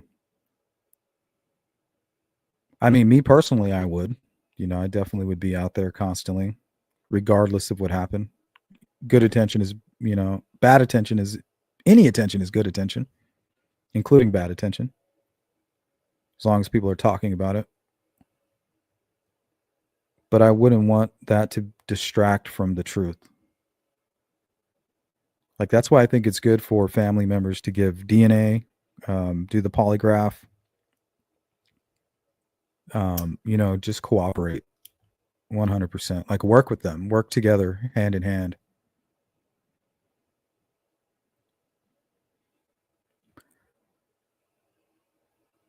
Because law enforcement, they can't ignore statistics. You know, they deal with statistics. If statistics are telling them that, hey, the family or um, a close friend usually is responsible for this, you know, we need to clear you guys quickly so that we can move on. And most times they've already moved on, but they're still working that, you know, until they can make sure that's not part of the scenario. But they're still doing digital forensics. They're still doing interviews, following up on tips. But definitely they're clearing the family first.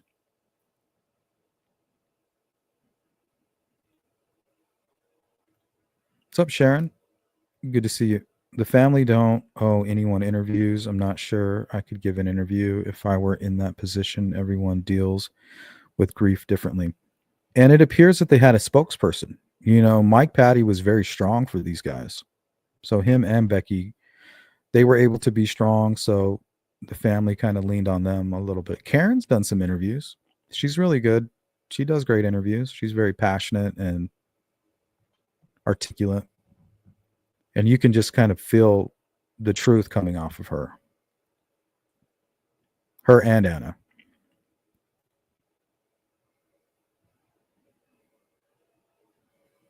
They did test DNA and they were able to compare it to Richard Allen's and nothing matched. No, that's not true, Rebecca. They didn't find any testable male DNA. So what would what would they be able to compare it to?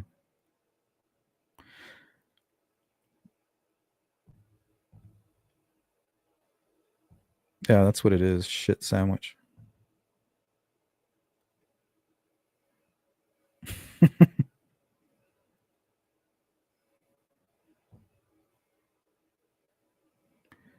Quintessential BG costume, blue jacket and jeans. That's almost a nexus of some. That's not a nexus.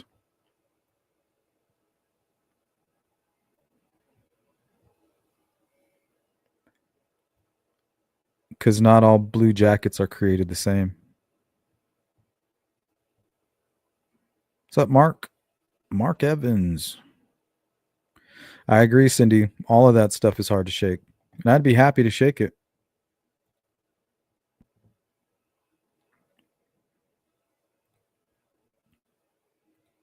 But I'm not going to put it down for the wrong reasons. That's for sure.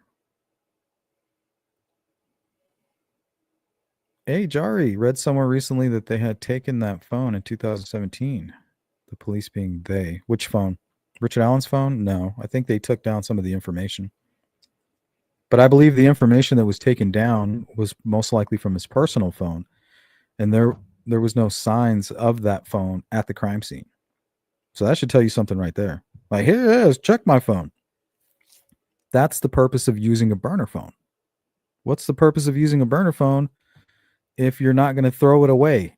You're like, oh, here's the burner phone, Dan Doolin. What, you're on a burner phone? What are you on a burner phone?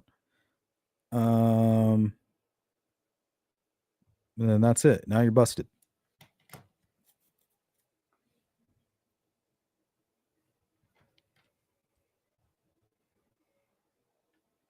Yeah, but we know what he did say. May not know everything, but there were a lot of people that actually got to see the video, Rebecca, that went to the trial. What's up, Anthony? Good to see you.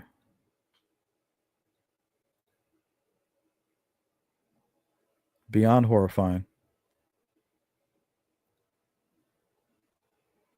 I seriously doubt an appeal will be granted. They already appealed, knowing that the defense was ineffective counsel.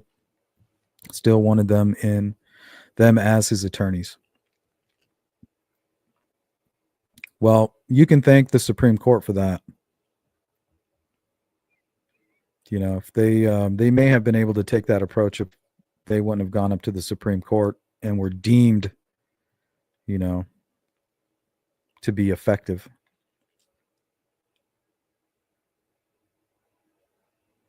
Anna says, was the Delphi crime scene really staged? Absolutely. The bodies were moved and the girls were covered with sticks and one was redressed. It was absolutely staged.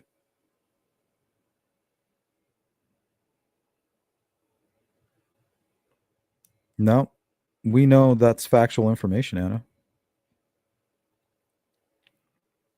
You know, why did he put those sticks like that? Right? Just the sticks alone is staging the crime scene.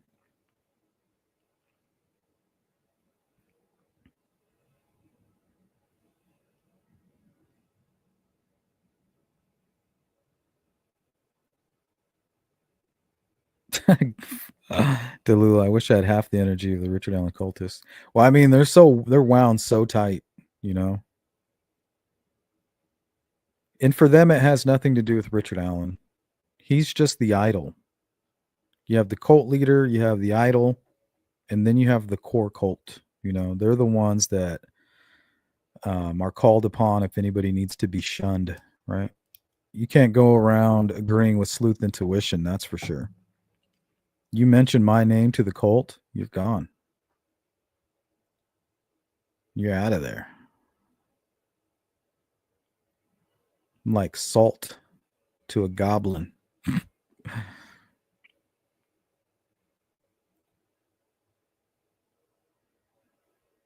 Or garlic to a vampire. Rebecca says, if his family believed he did it, they wouldn't talk with him and support him now. Kathy would have left him. Yep. That's why he keeps quiet. That, and if any other people are involved, maybe they've threatened him, possibly.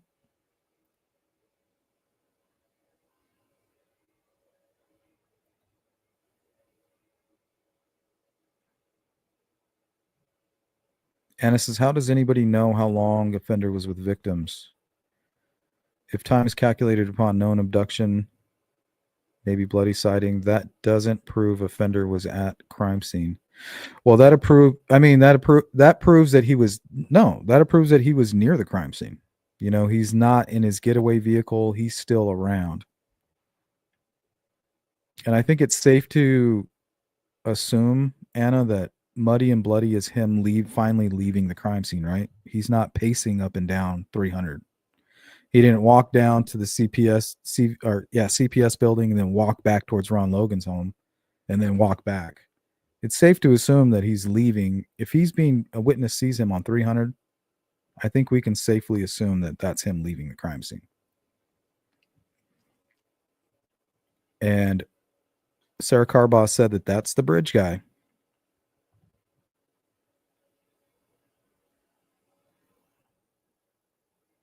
Yep, hybristophilia.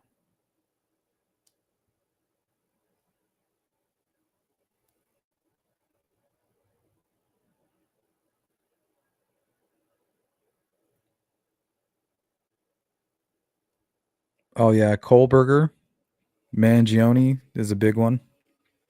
And it's always a certain kind of person.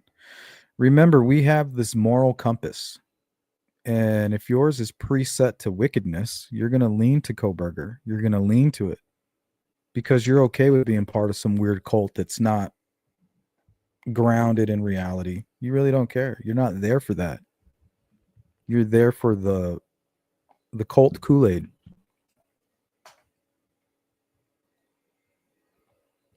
Is this a pro Brian party? Okay, cool. You know?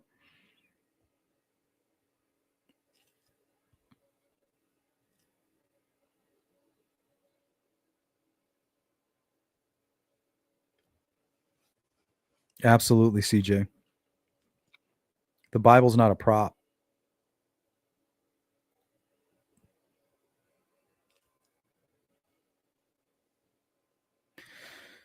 Yeah, they should, Lynn.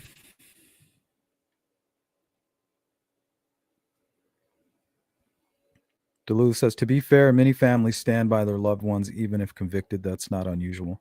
Yeah. I mean, I guess you should. They're doing, they're in prison. They're doing their time. Some people are affected by what others tell them to do, right? The mob, sometimes the cult, if they come after you,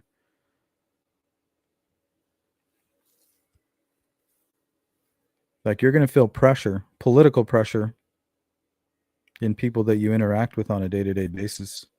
You stayed with him after he killed Abby and Libby? Well, yeah, he's my husband.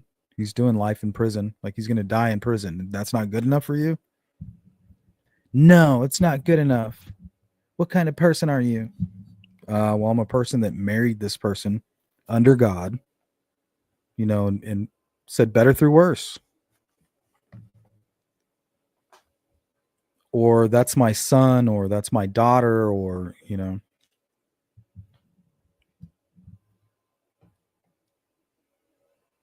So you never know.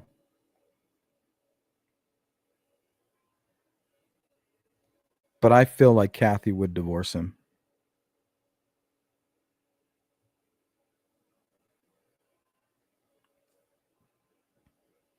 Yeah, it's gross, Delulu. I think they even call him Babe.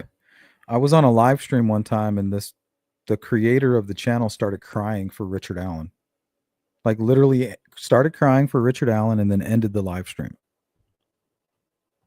I was like, oh my, that's when I realized that people are really mentally like unstable and that might be why they do what they do. So I backed off, that's not where I don't want to be anywhere near any of that. But yeah, I know what you're talking about.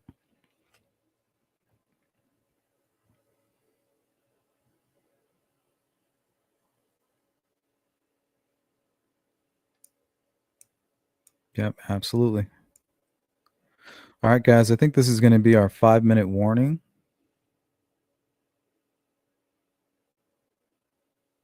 I agree, Karen. Yeah, Richard, absolutely.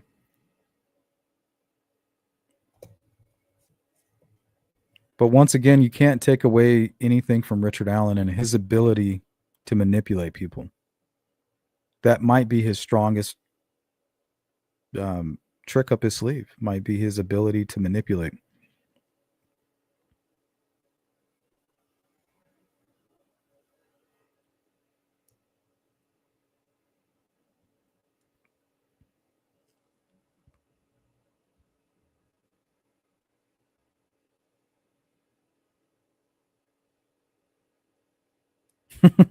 I don't remember that, Silas, but that's hilarious.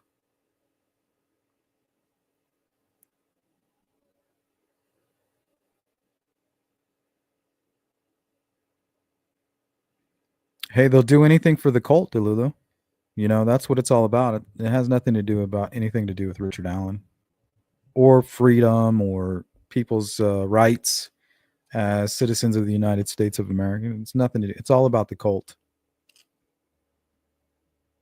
You maintain that narrative, and you just have to be good at knowing what the vibration is that day or this week. As long as you stick with that, you won't be shunned. You know, you never know what the flavor of Kool-Aid is that week. But as long as you're drinking that Kool-Aid, you'll be okay.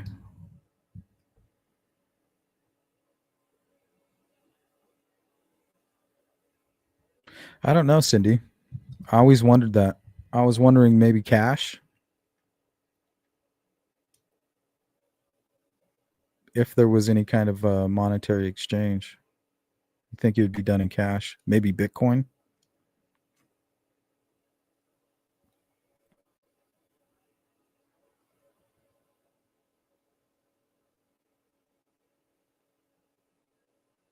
Absolutely, Anna. And that's why they should have been up there on that stand.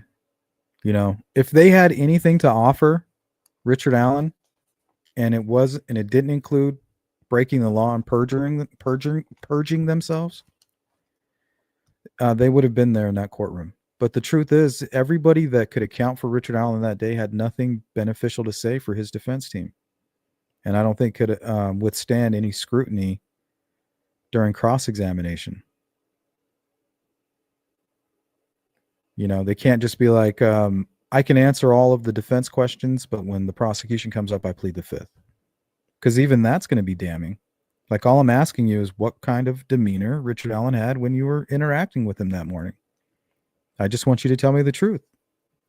Now, if the truth was he was normal, they would have been on that stand. But the truth is, Richard Allen was not normal. Something was off with him that day. They thought it. They both thought it. Anybody who came in contact with him that day thought it. Remember what the girls were saying? Man, he was angry. Looked like he was having a bad day. Kind of growled at us. He was probably somewhat like that with his mother and his sister that morning. The question is why? You're just mad, so you're going to go to the trails and sexually assault two young girls? No. You're pissed about something and you're about to do something bad. You've been planning this. You're fully aware of what you're about to do. That's why you need beer. There's more to this story, I believe, but that's just me. That's my confirmation bias. You guys don't have to go down that rabbit hole.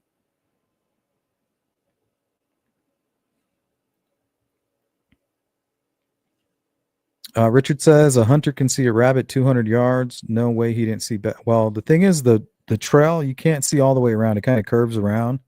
You can't see somebody until they're probably about maybe 20, 30 yards coming around that bend. You definitely can't hear them. And if you're already out on the first platform smoking a cigarette, there's nowhere for you to go. What are you going to do? Be Spider-Man and zip and hang underneath the bridge? There's nowhere to go. You made a poor decision at that point as that killer to go out there, reveal your face, take off your hood, and sit there and smoke a cigarette for the world to see you while the light is shining right on your face. Betsy got a real good look at him. And that's why she gave a younger man's description, because Richard Allen, looking up with light in his face, looks younger than he actually is.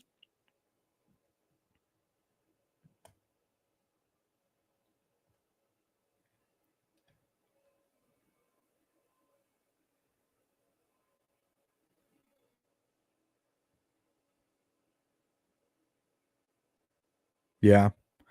Confirmation bias, Anna. If you're looking for it, you're going to find it. You need something solid. I think even like a photo of Richard Allen and one of the Kleins, I think would change everything. Just a photo of them together, younger or around the time of the murders. I think that would change everything.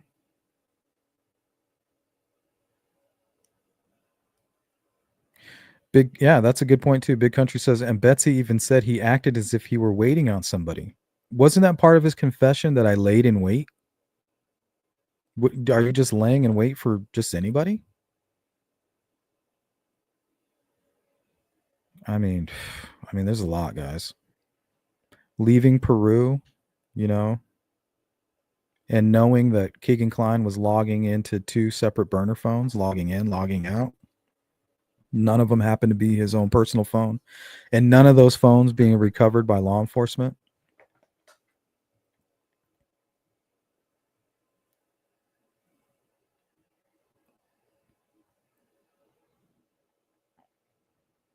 All right, let's go to a couple more here. Let's go to Betsy. They should preserve the dignity of children, blur their bodies, but show scene. Trust the jury and members and public to view the evidence and make decisions. Yeah, I can see that. I can agree with that, Betsy. I think that would be a fair compromise for the people who want transparency.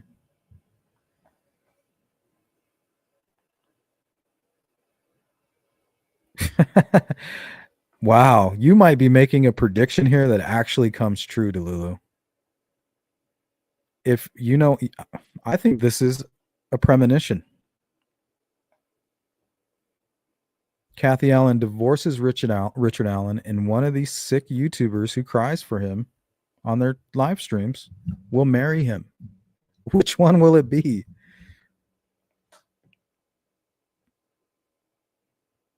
I think Delulu might be a psychic.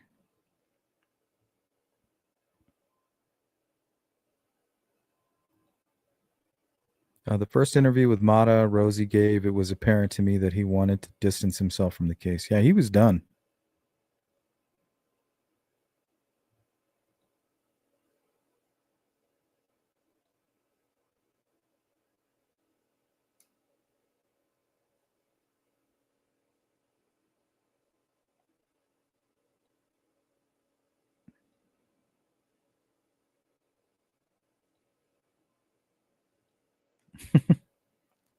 Jimmy Hoffa. Jimmy Hoffa died of natural causes.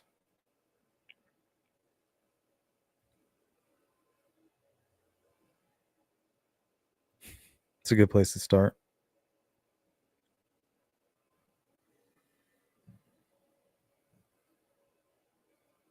I don't think Blair said that he glared at her. That was the young witnesses, Richard. It was the young witnesses that said, hey, they waved at him and he just kind of glared at them. And they remember saying, well, somebody's having a bad day.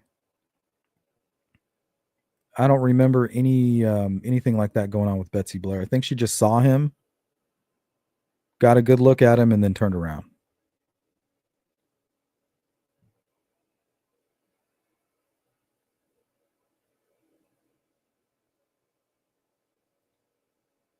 What have you been up to, Sharon?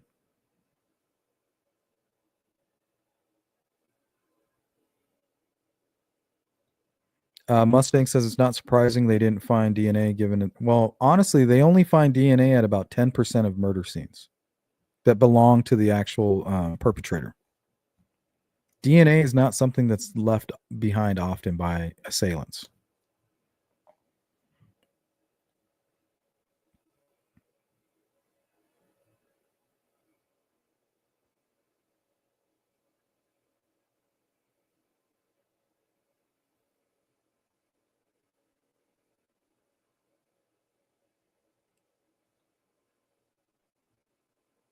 Betsy says, false. Criminals are smarter these days. Cover mouth, wear gloves, cover head. Out of 50 strangulations in Chicago, only 18 were solved with DNA. Yeah, DNA is not something usually, that's like huge if you're looking for somebody with known DNA, and actually get a match in the CODIS system. Sometimes you can't even use DNA that's found. I mean, go look at the Idaho college murders. They have 2 unknown sets of DNA, and they're not admissible.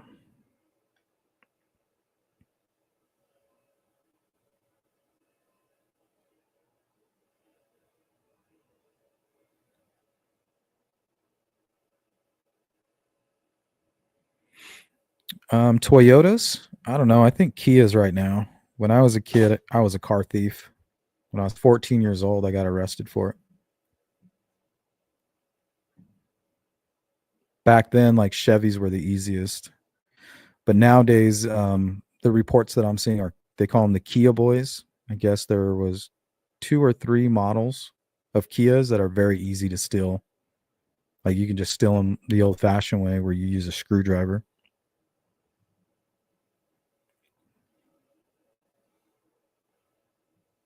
Yeah, I was a bad kid. Football saved my life.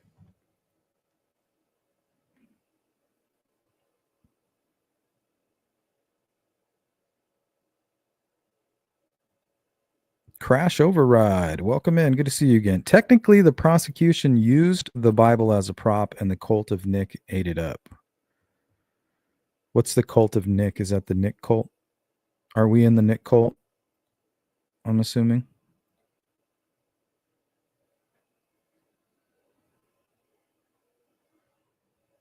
I mean, wasn't it Richard Allen that presented the Bible and told his mom, like, and the reason that he told his mother, in my opinion, that he found Christ was because his mom is extremely religious. She always has been. So that's how he's keeping her close. Like, please forgive me, mom. Like, I've given my, before I hadn't given my life to Christ, but now I have. So that was his way of kind of holding on to her. Like, please don't leave me. And then maintaining his innocence is his way of keeping his connection to his wife. That's all that matters now. Thank you, Anthony. No, that couch is for my guests.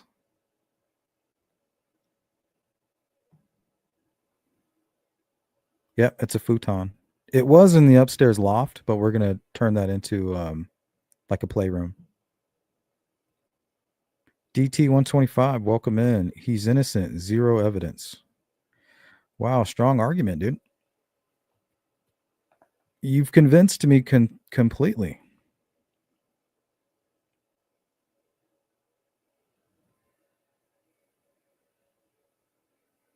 Foot on instead of futon. Yeah, this futon's pretty comfy. Do they pay you a Bitcoin for shilling? Sure.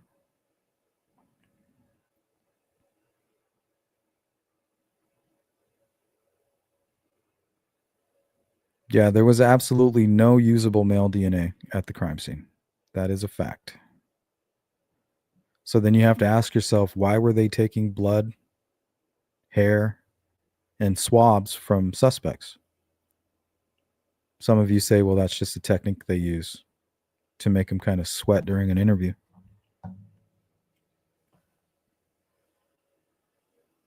You read it here first, guys. Breaking news.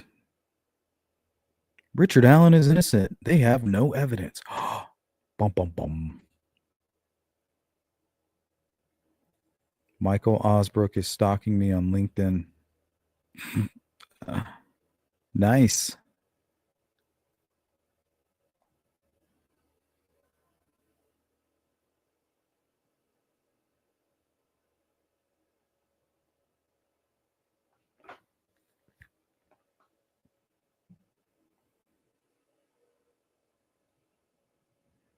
Don't do it, Poos. They'll kick you out of the cult, man. Yeah, they definitely don't like hidden true crime.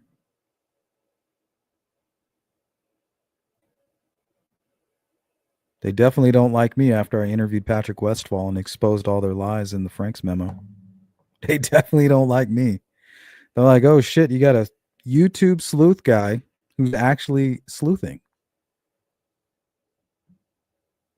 Yeah, they don't like that. They prey on your ignorance.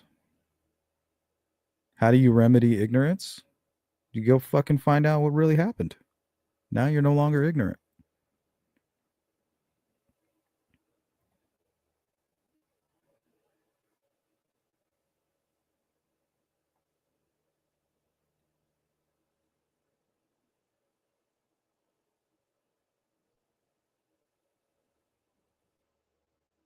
All right, guys. I think that's going to do it. Thanks for hanging out. We've been here. We're at the 2-hour mark. I'm going to go get some food in my belly. And we're going to make time for a members meeting at some point. But I just need to keep my schedule flexible right now. How about attacking the idea and not the individual? Okay. That's usually what I do.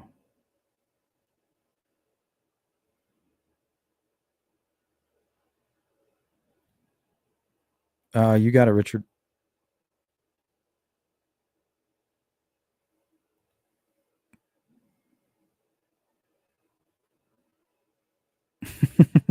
You know why, Delulu. You know why. Squeaky wheel gets the oil.